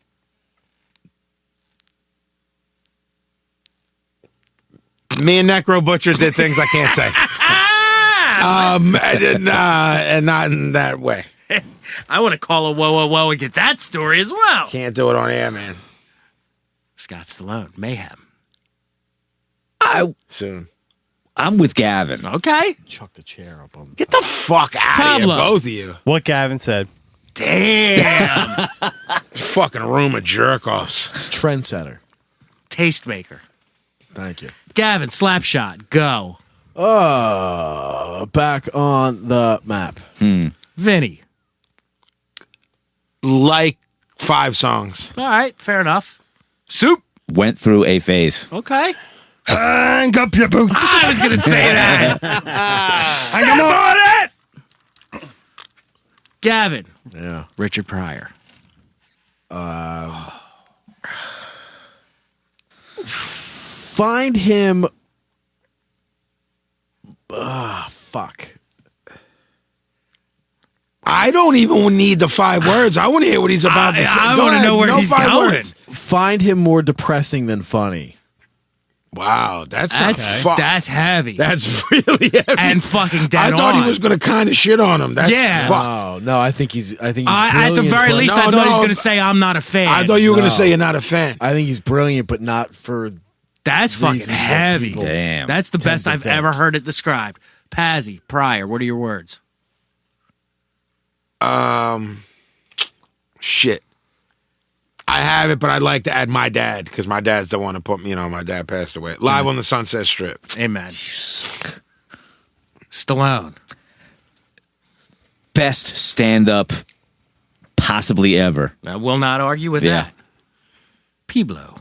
Love his studio movies. You do, because you're a jerk. This fucking thing on his Yeah, head. there was air quotes. Possibly. What? Stir Crazy's fucking brilliant. That's not what he's dare you. talking about. He's talking about the Brewster's Millions. They call it the sellout movies. the kitty movie. Can I rock that for The like toy. Yeah. I'm with you. toy. Jeez. I mean, how is that even like? What the fuck? That's fucked up. Yeah. Are we ready? Are we this back is, in the this is game? happening. Yeah, go. That's fucking full on right there. Oh, yeah. Gavin. Yo. Harry Nilsson. Go. Who is that? Everybody's talking at me. That's him, right? No. Yes, it is. That's Everybody's talking at me. yeah. Isn't that Glenn Campbell? Get the fuck out of here. How dare you challenge me? You put the lime in. Okay, see, you just ruined everything Because that's what you're going to say? because it was going to me.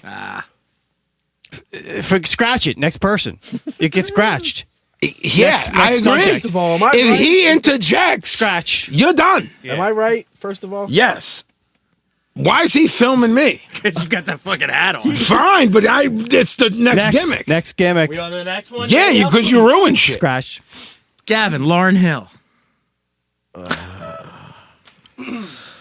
I mean, Oh, Scott's got some shit for this. I knew. I wrote this one for him. for whatever reason, I don't care. Okay, fair enough. Don't get mad at me. I'm just throwing names out. I'm mad at you for challenging me on Harry Nilsson. I don't think that was him. It was him. All right. I have the gimmick right here. Pazzy, Lauryn Hill. Gimmick gang will decide. Gets more credit than she deserves. Mr. Stallone. You suck. You know that, right?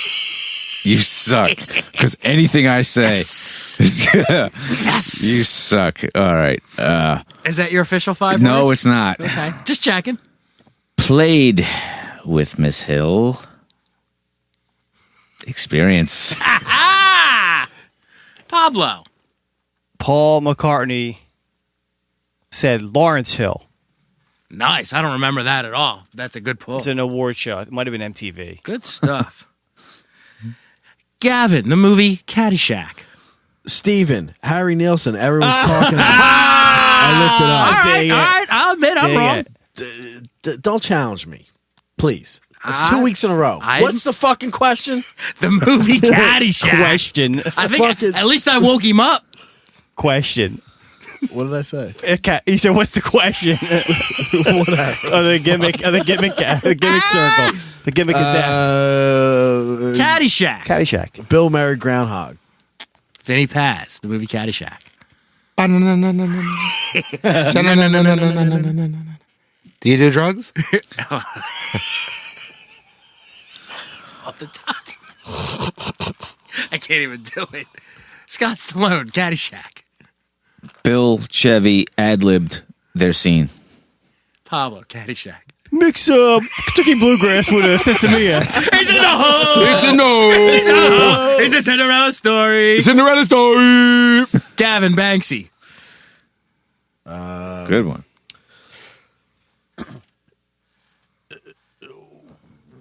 One of the best gimmicks ever. Pazzy, the Banksy. Love the gimmick. Stallone. Fine art worker. Pablo. Yeah, well that was done. good. Yep. Well That's what I was done. trying to say without. And I love that graph artists hate him. Yes. I love that he's grinding gears. Yep. I love anyone who grinds Yep. gears. Perfect. She's a great graph artist. Nice. I like that. If it's a girl, I change everything. I would just want to say that I want to hate him. I'm supposed to hate him. Can't hate him. She's banging, man. Yeah, it's love it. hard. Great. Gavin. Yeah. Fitty. 50 Cent. Huge mark. Pazzy, Fitty. He's got to adjust his parrot hat. I wish you could see this right now. One of my favorite ever. Rock on. Fitty. Really changed the game. Pablo. Respect his business. Acumen. Acumen. Is that like accolades? Gavin. Yeah. Evil Knievel.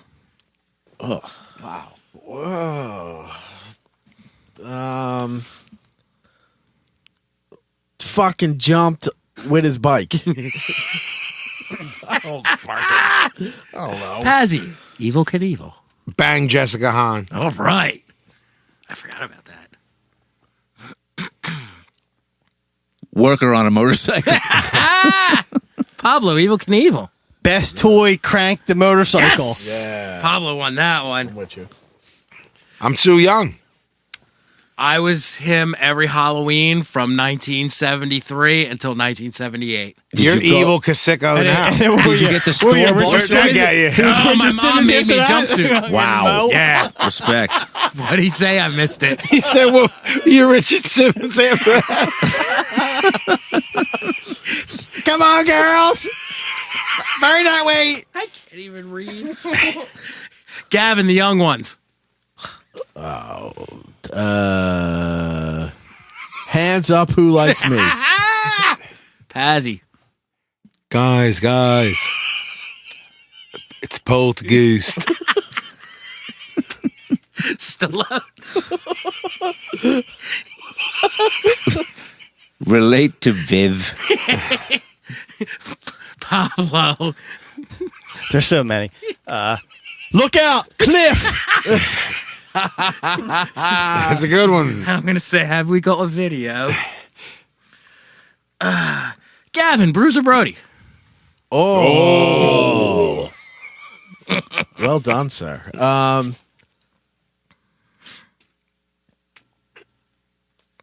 Fuck. Too many. Too much. Yeah. Yeah. This is where it becomes a challenge. Narrow it down. Changed everything. All right. Pazzy. Too much of a soft spot for me to do 5 words. Fucking loved them. Changed the game. Worked hard. Never, ever sold out to Vince. It told everyone what was what. Goon, punk rock. Yep. Stallone, Bruiser Brody. Is a guy. He's a dude. Pablo. Respect the work. Gavin, the Jefferson Airplane.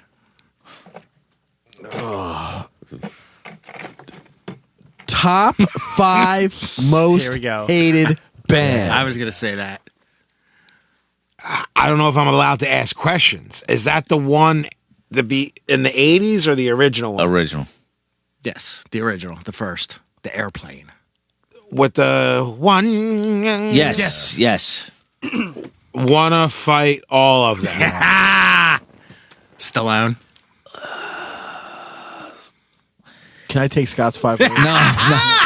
Worst 5. No. Like that song, but cover. And I can't fucking remember who. I'll take that. You know who did a great cover of it? Agent Orange. Of what? Okay. What? What's The the name? White Rabbit White song. Rabbit. Yeah. Pablo. No. The Jefferson Airplane. Like daughter, MTV VJ, China. Trying. Oh, well Okay, done, okay. sir. Well done. Okay. Here's 5 more words. Like Hell's Angels beat up Yes. Marty, whatever his name was. Amen. Airplane. I support violence against them. And against all hippies. Now you got to pit the gimmick. It's 2 sets of Go the 5 other words. way now. Back around? Yeah. Pablo, the Dead Milkman. Bucky Fellini, one of my favorites. Killing me with that. Stallone, the Dead Milkman. Vin No Cells. Oh! No? Big lizard in my backyard. Nice. And I can't take it anymore. Gavin, the Dead Milkman. Charles Nelson Riley. I don't shit. I get no relief. People shake their heads in disbelief. I know so. Yeah. He just told me I know I so. don't know what he's talking about. You were on that. Sorry. I thought you know Gavin, something. Dead Milkman. Fuck them. Fuck. Whoa, He man. hates 'em. I know.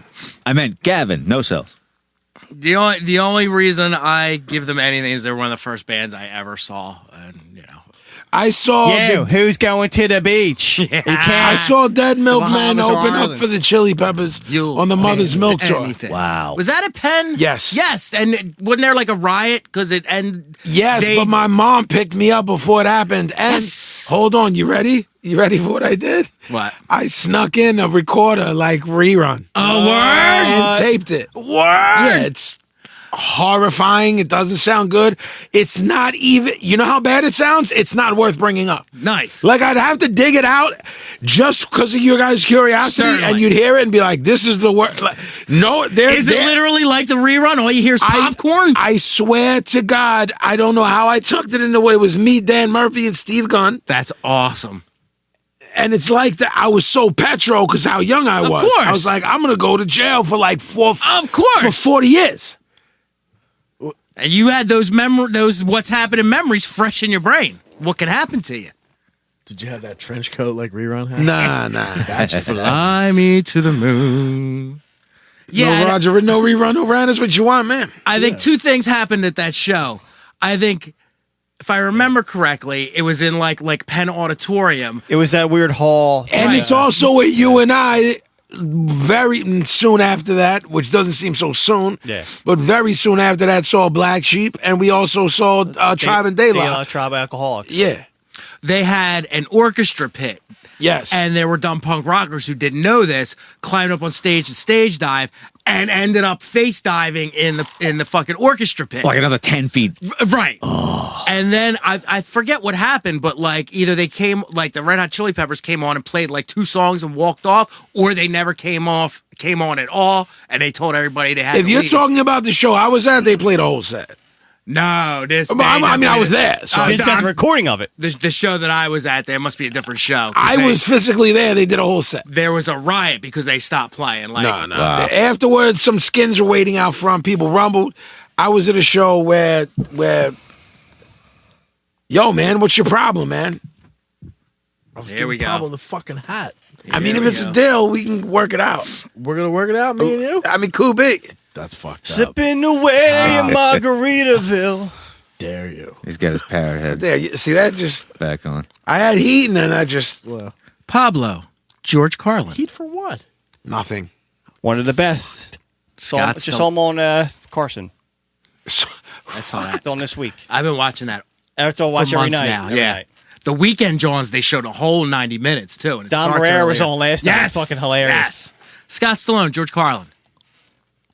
7 words. Nice. Vinnie Paz. It's too easy to say how brilliant he was, so I'll say hate that he was an atheist.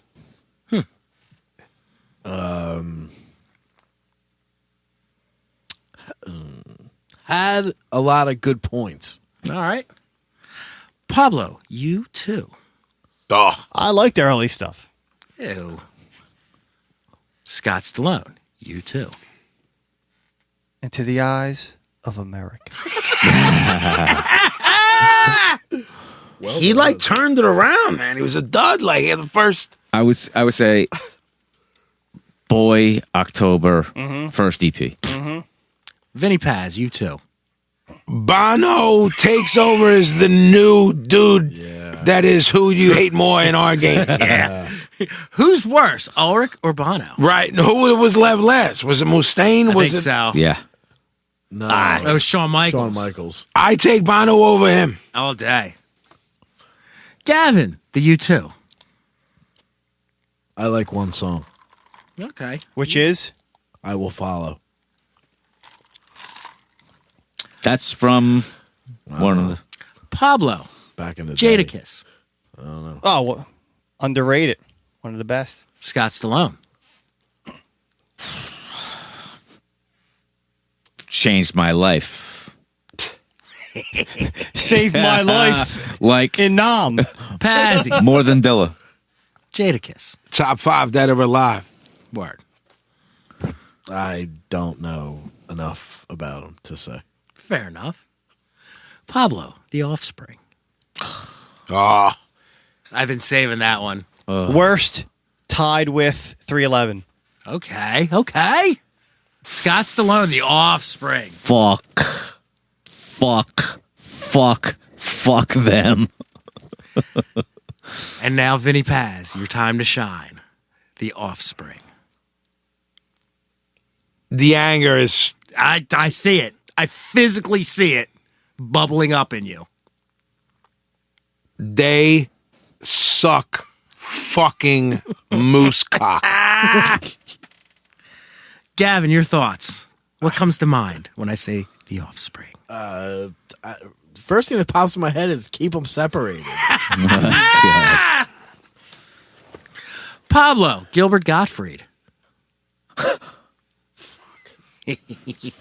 Hey, Bendy, I'll bend to you.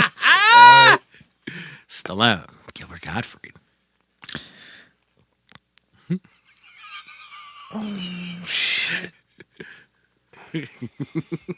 Vinny's chomping at the bit. He knows He's I'm going to champing take at the his bit. gimmick.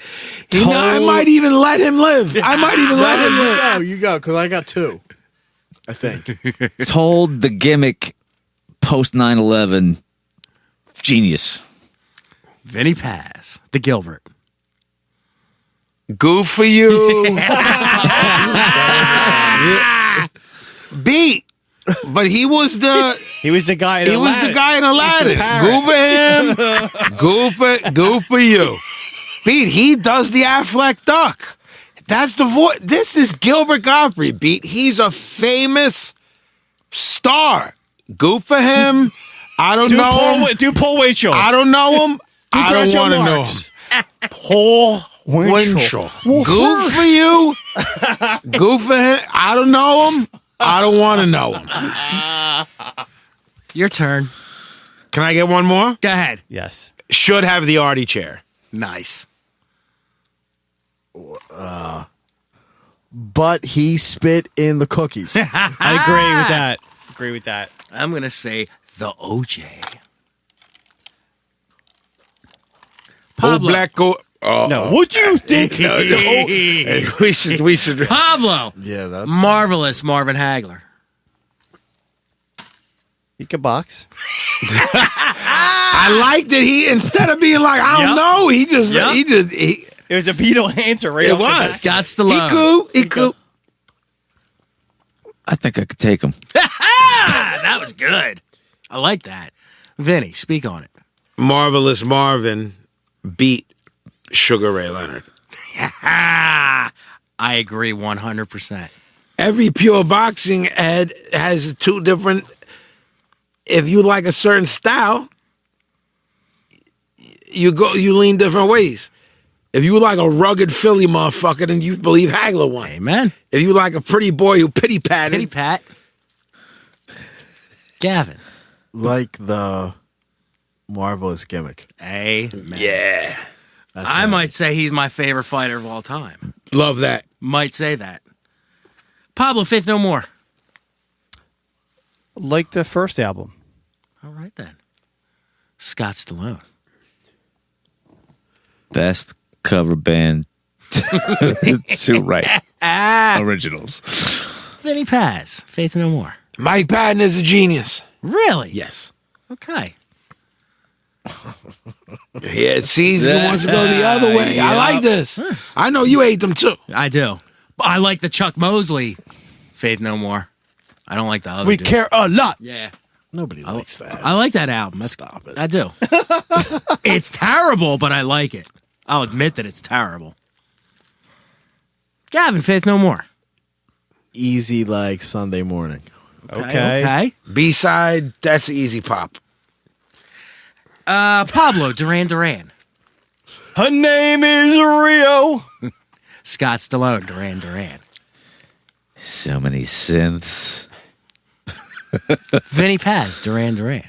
Girls on film. Take a picture. Girls on film. I only picked them because I wanted to hear the singing. Gavin, Duran Duran.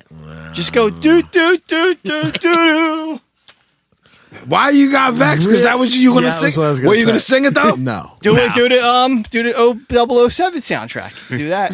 Also, like the comeback songs. Yes, as I'm do not in the I. mid-90s. Yes. Not mad at that Shit at was all. all right. Like Yo, man, 93 or Simon 94. LeBron, all them. Yo, man, Duran's sterile. Ordinary Yep. world. That's later than you said. And, You said Is it? 92. That's like Come Undone. 96. Come Is it Undone. that Yeah, late? man. Whatever it is, I liked it. And he still bangs models. And that John, that Come Undone. Yes, love that. That's the song. them dudes are banging models as we speak, and they're Oh, like of course 400. they are. Yeah. Pablo, John Cusack. Oh. Sicko's on the Yeah, fucking he is. gimmick, Yeah, man. absolutely. 16 Candles. My man. Fucking high fidelity. Okay. John Cusack, Vin. He's gonna take my fucking. No, I won't. I promise. I got a good one for you. Now I'm trying to think of what I could have taken from you. I think Gavin might have the No, one no, I'm you thinking know, of. I'll go very simple. My childhood. Yeah, amen. Gavin. In your eyes. Okay, I was going to say kickboxing, sport of the future. You try to do the Ione Sky gimmick. All right. Yeah. Pablo, Curb Your Enthusiasm. Fuck. Sicko is like, this is.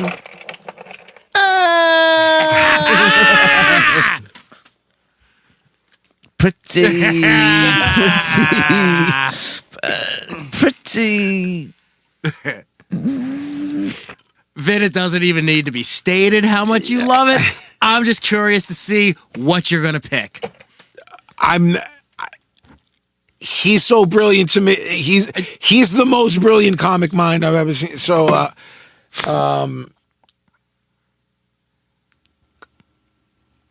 Palestinian chick. Yes! Oh, yeah.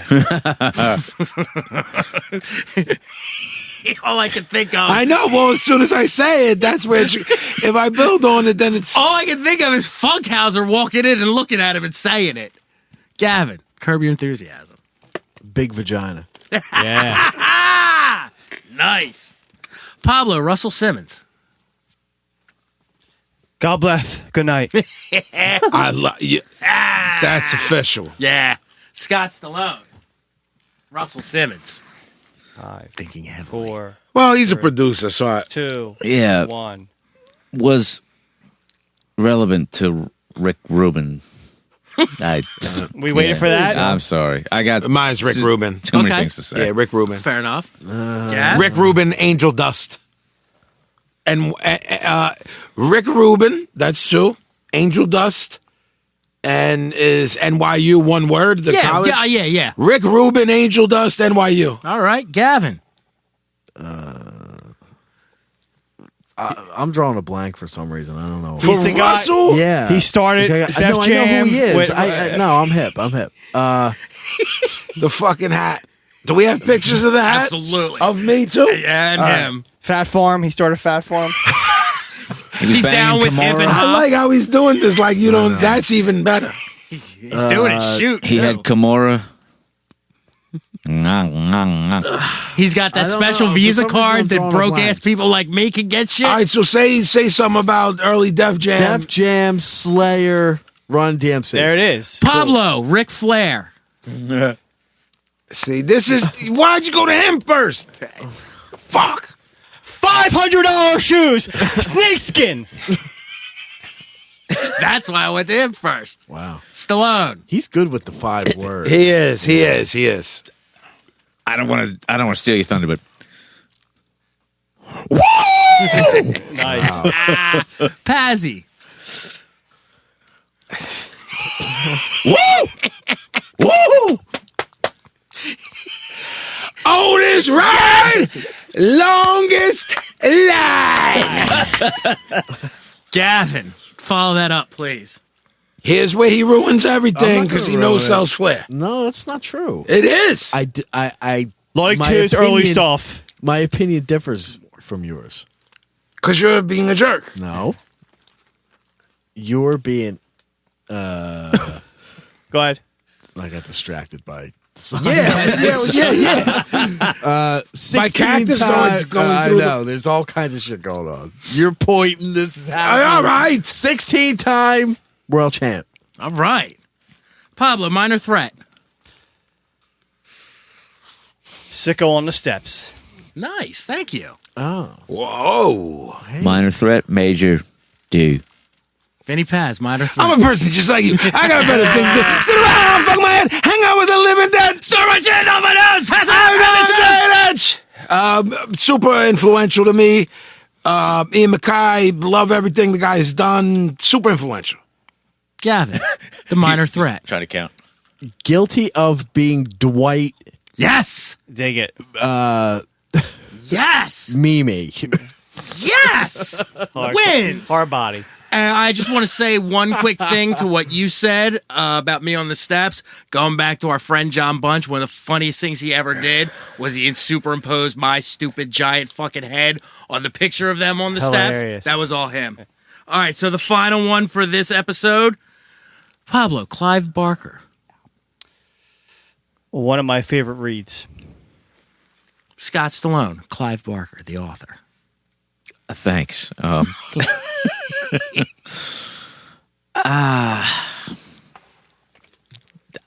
need to read more.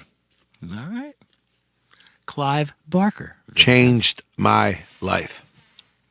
Jeffrey. Pablo Tattoo. Yes. Dig it. 2. With that said, Ladies and gentlemen, that concludes another wonderful edition of Word Association. and we are taking our very last break. We will be back in 1 second.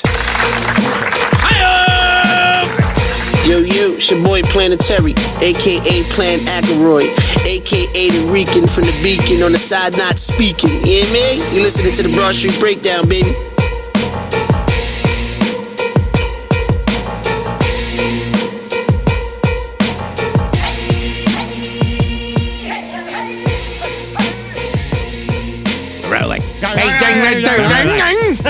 Yo, I like that playing Ackroyd.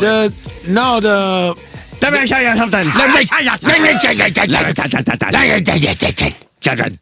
BSB Broad Street Breakdown, we're back. Well, The Gavin's grumpy, he has to go home. The Gavin's grumpy, he has to go home. Gavin's mad grumpy, too. He's fucking salty. He's got gimmicks in the washer. Steam coming He out said, the gotta ears. go. Jeff has to go home at too. 5 a.m. You're listening to this at home at like 1 Yeah, p.m. in the no, afternoon. that's real. But you got to understand that me and Stallone is our hours. And I was thinking when we were downstairs taking a break that what's with the other pussies in this city? If we were this age, wouldn't we be recording our music right now at this hour? Yes, We had a I agree. studio. I agree. Place fucking dead. I agree with you, Doug. It's weak. I agree with you. Me and Stallone, It's we getting fucking older. weak. We up all night. Unbelievable. Yeah. Oh, well. So, P. Jig, you've been handling the mailbag. He's That's- good at handling bags. He hitting. Well, Ball bags, mail bags, wheel bags. What do we got this week? what do we got? We got good. First off, let me ask you, we got good shit or no? It's good. It's good. Meds on meds? good. Meds on meds. Yeah, all it's right. good. So, all right. Not great, but good. First is typical jerk off. Correct. Yes. I'm going to is my say. favorite I'm going to part say every his week. question, and then I'm just going to say he's falling off a little bit. His question is: would you rather have a Boston pancake at Fenway Park or a Cleveland steamer at Progressive Field? That is not a fall off. The problem I fully have. support that. All right. Can I say something? Please I, do. I taught him about the Boston pancake, though. Okay. So now you can address correct. You say that with the problem I pride, have too. with it is I don't think he really wants to know that from me. Of course. He's just going to Urban Dictionary and just making up shit. at Right, this like point. you're feeling he doesn't want. If he you really to go wanted to dark. know if I wanted a Boston pancake, he would. You know, He doesn't want to go. privately. He doesn't want to go to the dark place. No, it doesn't feel genuine to me. Right, he's just jerking Yeah, around. he's fucking. He's got an internet and he thinks he's fucking fun. So- He's so He's got an He's got internet. So what is your He's answer? got. then? Hold on. I got a Did couple you of miss those that? things. What? He's got internet. Yes. You got one of those, right? Yes, I do. Yeah, I've got a couple. Yeah. So he gets no answer. He's gonna have to come up with some better stuff. I agree. That's all fine. right. That's All right, fine. the challenge has been laid. Fucking Eric Dundee better fucking come up with some better questions. All right. Love it. All right. What up, correct? From our boy, one of our original gimmick angers, minus D. He says, what's your guy's favorite beat the fuck out of someone song or band? For instance, his is Terror and Madball. I actually said what mine was over at the diner, and I don't think I could put it on the air. Oh, I mean, me, myself, I like the Outburst 7-inch. Okay. That gets me fucking all worked up. Okay. Yo, I'm with yo. I like all right. that. That's a good 7-inch. Yeah. OG. Give me a second. You go. One right off the top of my head is Annie Up. But then again, True. it's the whole MOP catalog. I'm going 25 years back. Yeah? The Demise demo. Fuck yeah. I wish I still had that. Yo, Is that digital? Hoya Rock. What's up, Papa? You still owe me that? Yeah. Hoya Rock, you told me you were printed on 7-inch. Please put it digital. I want that again. I played with them in Reading, opened up for them. I think Burn played too. Hoya And I Rock, bought that's the my cassette. I all bought of the them, cassette. that's my brothers. And I love that cassette, and then I lost it, and I was like, I don't know if they digitize it. I just said, I'm wait. Hoya told me. All right, make that 2 copies then. Yeah. My shit would be Brooklyn Zoo fucking Okay. ODB. Okay. That shit to me is like fucking the war cry. My number 1, though, I think is what I said at the diner tonight. I'm going Ice Cube Wicked. Okay. You gonna I'm beat mad somebody at up to that. that? You're gonna beat up somebody to that? That's your soundtrack for That pain? beats hard body. He's trying to. That's what's going to be That's what I'm playing when he saying. whoops the monkey shit out of Pablo. Yeah, when you get beat up, we're going to play Wicked. Bury me to Abigail then. Okay. Little Kinger pop. Bury him. Oh, all right. The kill song me. out. It's all Next question. He's scared of the Kinger. Not when I'm dead or not. All right, our boy, he asked one last week too from Australia, Stephen Kuskler. He said, it's a good question. How often do you guys eat cheesesteaks and what do you put on them? Oh, okay. Australia. Once a week, just fried onions. Wait, well, which kind of cheese? American. That's the only kind. All right. I'm with you on that. Sometimes I prefer the cheesesteak hoagie, which is where they put lettuce and tomato on it, and it's like a cold and hot gimmick. I like that. I'd say for me, once or twice a week, me and Moms, I get obviously American cheese. I get extra cheese, ketchup, and mayo. Mom gets the same thing, but she gets fried onions. Love So- fried onions. The only acceptable substitute on cheese might be the provolone, but Who, me? Yeah. Well, I'm trying to go healthy because Yeah, but we used to do in the runs. Remember, summertime. we used to get drunk though and do runs, and you would eat the chicken cheese. I haven't gotten there yet. right. It'll be once a month, and lately it's been probably twice a month. But as you heard last week, I cut myself making a fucking salad, so I don't go cheesesteak that often. But when I do, I don't eat cheesesteaks that often. But when I do, it'll be a chicken cheese from the place around the corner here. hate the Got to be chicken American, and I got to have the fried onions. Dig I don't it. fuck with the Dig chicken it. cheese. Jeff, Maybe once a month. what do you put on it? American cheese, ketchup, sometimes fried onions. All right, that's my gimmick, 100% right there. Good deal. Good Nobody's deal. mad. Yeah. Next episode, we'll talk about how you're supposed to order in South Philly. Yeah, we got to we'll teach. go over that. We got. Yeah. There's an etiquette. Yeah. It there's good wouldn't even stories, be too. teaching them because some people might never be here, but it's a joke in and of itself. Absolutely. Right. So that would be funny. That's All right. that's our quick mailbag for today. There we All go. right. So, some people have told us, I didn't know that anyone would care when we first started doing the show about recommendations. When people I respect give me recommendations, I tend to check them out. Absolutely. Sometimes they're great, sometimes they're whatever. But for me, I always think it's cool. So, OG, in closing tonight, we always end the show with recommendations. Do you have something you've been into lately? Is it a show? Is it music? I have another wrestling recommendation. Dig it.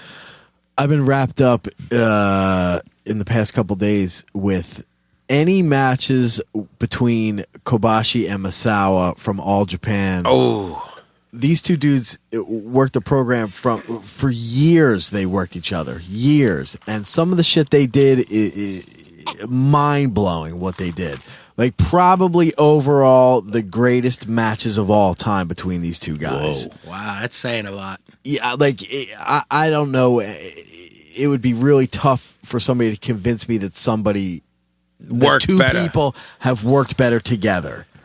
And they had a series of matches, and I mean over the course of years, and each one is as good as the last one. So just go to YouTube and type in Misawa. and for the Kobashi. time that you're watching them, you forget that it's working. And these matches are fucking 45 minutes long. Like these motherfuckers went, and it's this gradual build that's into They told insanity. stories. Yeah. And Nice.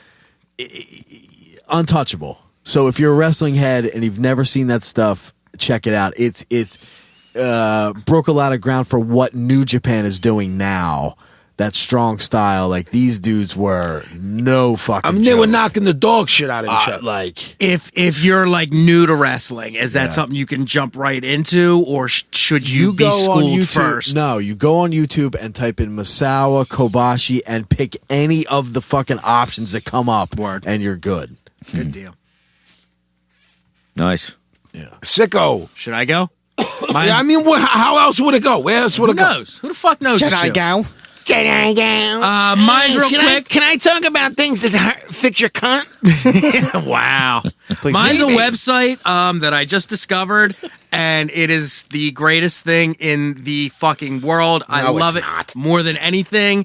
This is particular. It's not. If you're a Simpsons fan, it's called Frinkiac.com, and basically you could take any quote from The Simpsons.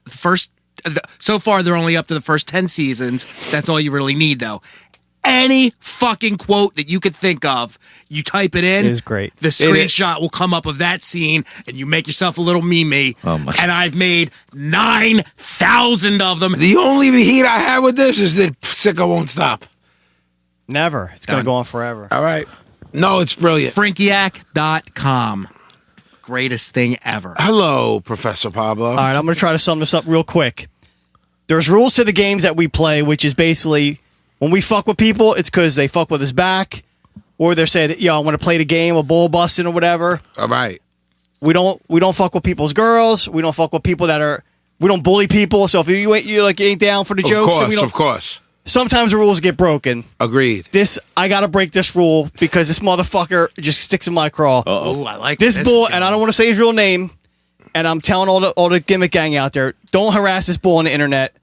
But you need to go to the website. You're gonna and call just- him out though. Just look at his page and look at in awe what a jerk off this dude is. And we knew this kid in high school. Oh. The fucking ascot. He did not. The ascot just gets up my ass. Shit. So anyway, Wow. Go ahead. the Facebook I'm telling page- you, you're right. the Facebook page is called Terrence Gatsby Worldwide.llc. His webpage is TerrenceGatsby.com. Go on this website, hit on services, hit my system, watch his fucking video. He's now claims he's a self-help doctor. He's not. We knew this boy in high school. He's a chump. He was a bitch. We used to beat him up on a daily basis. He reinvented himself, which I respect people who reinvent themselves. But now this boy's claiming that he can help you He's with Brad your life's Goodman. problems, and he dresses like he's Gatsby for legit. And He does. when you see him, you just want to punch him in his face. And his accent is fake Philly accent because he didn't have this accent. Yo, I high can't believe how ill Pablo's going in, but I'm going to say something. He's being right. Absolutely. Yo, this... I back I'm saying him. is- I have I so back much him respect for 100 him. on this. I'm not saying go to his Facebook page and call the dude a bitch. Right, But you it's don't a need train to do wreck. that. It's a Yeah, train yeah, wreck. don't... You look, listen. Yeah, you just told him to go to the Facebook Don't page. get so it don't- twisted. No. What he's saying is don't bully the guy. What we're saying is you Just want to see some Take a look. Fugaga shit. Watch the train wreck from Look the at his fucking videos. station. You know don't what I'm need to saying? comment. You don't need to contact Do you him at all. think that the gimmick gang is going to have restraint? Watch They the will. train wreck from the station, Yeah. he says. And there's our title. That's it. That's the title. There's our title. And that's all I got to say. Go there, enjoy yourself. You're going to think your life's a little bit better when you see this fucking Yeah, tool bag. you're gonna see how mentally ill people have become. And don't bother the kid. He already But this is a dude who used to try to be a skinhead. This is a dude who used to try He's to be. been on every trend He's that's been on ever come everything along. that ever. Now it's so. Scott Stallone, you got a recommendation, Pop? Okay, let me take a deep breath. Take it. That was rough. Yeah, I have a recommendation. It's for a single episode of a show. And the reason it's just a single episode is because it's a brand new show, I already know what you're going to and say. I have high hopes for it. It's Samantha Bee, Full Frontal. They Sorry. aired Monday, the first episode. She's from The Daily Show, if you don't know. I watched her do stand up. It was insane. Women aren't funny. She, Continue. all right, you're gonna fucking swallow those words because I'm with Vinny. here's the thing. No, Vinny won't. You know, Trevor Noah Yeah. took over Jon Stewart's. He's not funny. He's either. not funny at all. Never Playing watched it. mad safe. Larry Wilmore fucking seems like he's afraid to lose his job and he's not as funny as he was on The Daily Show, and he's playing it mad safe. Samantha Bee, first episode, ripped assholes, and it was fucking great. It's the most cutting insults, the most real fake news I've seen since Jon Stewart left. Not interested. Well, fuck you then. If that's the girl I saw at the Comedy Cellar one night, she was doing crazy abortion jokes. Like she don't give a fuck. Well, I'm telling you, Lee Lampanelli already did all this. Thank you. No, of course she did, but it's not political. And what I'm saying is that Samantha Bee, I wasn't even a big fan of hers on the show, but after seeing this one episode, I have The Daily Show? I do that hopes. show. I don't watch that show. Thank you. Good night, jerk off. Dig that. I had to. He's a jerk off. He's the something. What kind of a jerk off? And it's alphabet All right, jerk anyway, off. in closing, yeah. it's good. Stop the madness. I dig it. Vinnie Paz. My name away in the place. What do you recommend? Well, I brought my little gimmick, but Ooh. I'm taking my time. Oh, I know what that is. Settle the fuck down, man. You're all love charged that. up. I love that whole series. Just because you guys got to go to me, I do. You got me all excited now. What I'm putting over is a series of books called 33 and a Third. One of my favorite series in the world. They're these little short books. They'll fit in your pocket. Right, Gavin? Would you co-sign that? Indeed. And what they do, it started in like 03, but it didn't really start popping until later. Yeah. There's over 100 of them now. And what they do is they focus on acclaimed records historically, most of them being counterculture. Not all of them, because there are some big name records, but most. So what I'm reading now is It Takes a Nation of Millions to Hold Us Back. Christopher R. Weingarten. It goes deep, deep, deep, deep into the creation of that record by Public Enemy. They talk to everybody in the Bomb Squad. It's a heavy gimmick. So it's PE Nation of Millions. They did Smith's Meet His Murder. And that's a great one. Joy Division, Unknown Pleasures, Beach Boys, Pet Sounds, Ramones, MC5, Kick Out the Jam, Beastie Boys, Paul's Boutique. Rain and Blood. The Rain, and then, but see, DX Ferris turned Rain and Blood into a full book, 63 and 2/3, too. Yeah. Which is a full book. So that's the reason I didn't bring it up. Tribe People's Instinctive Travels, Sabbath, Master Reality, Portishead Dummy. They're these little books. They're like 150 pages. They fit in your pocket. They can go anywhere with you. Is it behind the scenes shit? Is it like they're talking to the Bomb Squad, explaining how they programmed kids. Yep. That's fucking That's The it's one about the Smiths, though, is off the wall because it's none of that stuff. It's one guy's personal, like, I'm in high school. I'm in love with Allison. Somehow I got story. hijacked by a sicko, and I just want to fucking Like, slap you've never God out talked of on my recommendations? slap God Get out the of fuck out of here. Get the fuck. See how he's barking? Go on, finish. Like, I won't waddle over there and just slap God It's out end of the night. I'm frisky. 333sound.com. And there's something I want to put over. What do you do? Order the series or just each individual? No, it's Book by like book. whatever book you want, because some of them aren't as ill as the other ones. That's hot. That's just the fact of the matter. It's not, and the best record of the year. Whoa. Yeah, and here's the thing. It's only 2 weeks into the year. So, no, I'm being serious. So I'm erasing these 2 weeks. I'm talking all the past 12 months. The best record that has come out in the past 12 months is World Be Free. It's my friends. It's World Be Free, the Anti-Circle. It's Scott Vogel from Terror. Oh, yeah. It's Andrew Klein. It's Sammy Sigler from Gorilla Biscuits. From Everything. This record, if you like anthemic, old school, late 80s hardcore, Gorilla Biscuits with balls, buy the record. Revelation Records, World Be Free. That's all I got. So, my name is Vinnie Paz. This is the OG Gavin. Yo. We will be back. Yes. Everybody, say peace to everybody. Peace.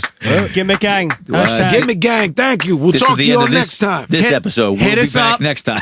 Hit us All up right. at info@broadstreetbreakdown.com. Hit us with questions. You got questions, we got answers. Make them good.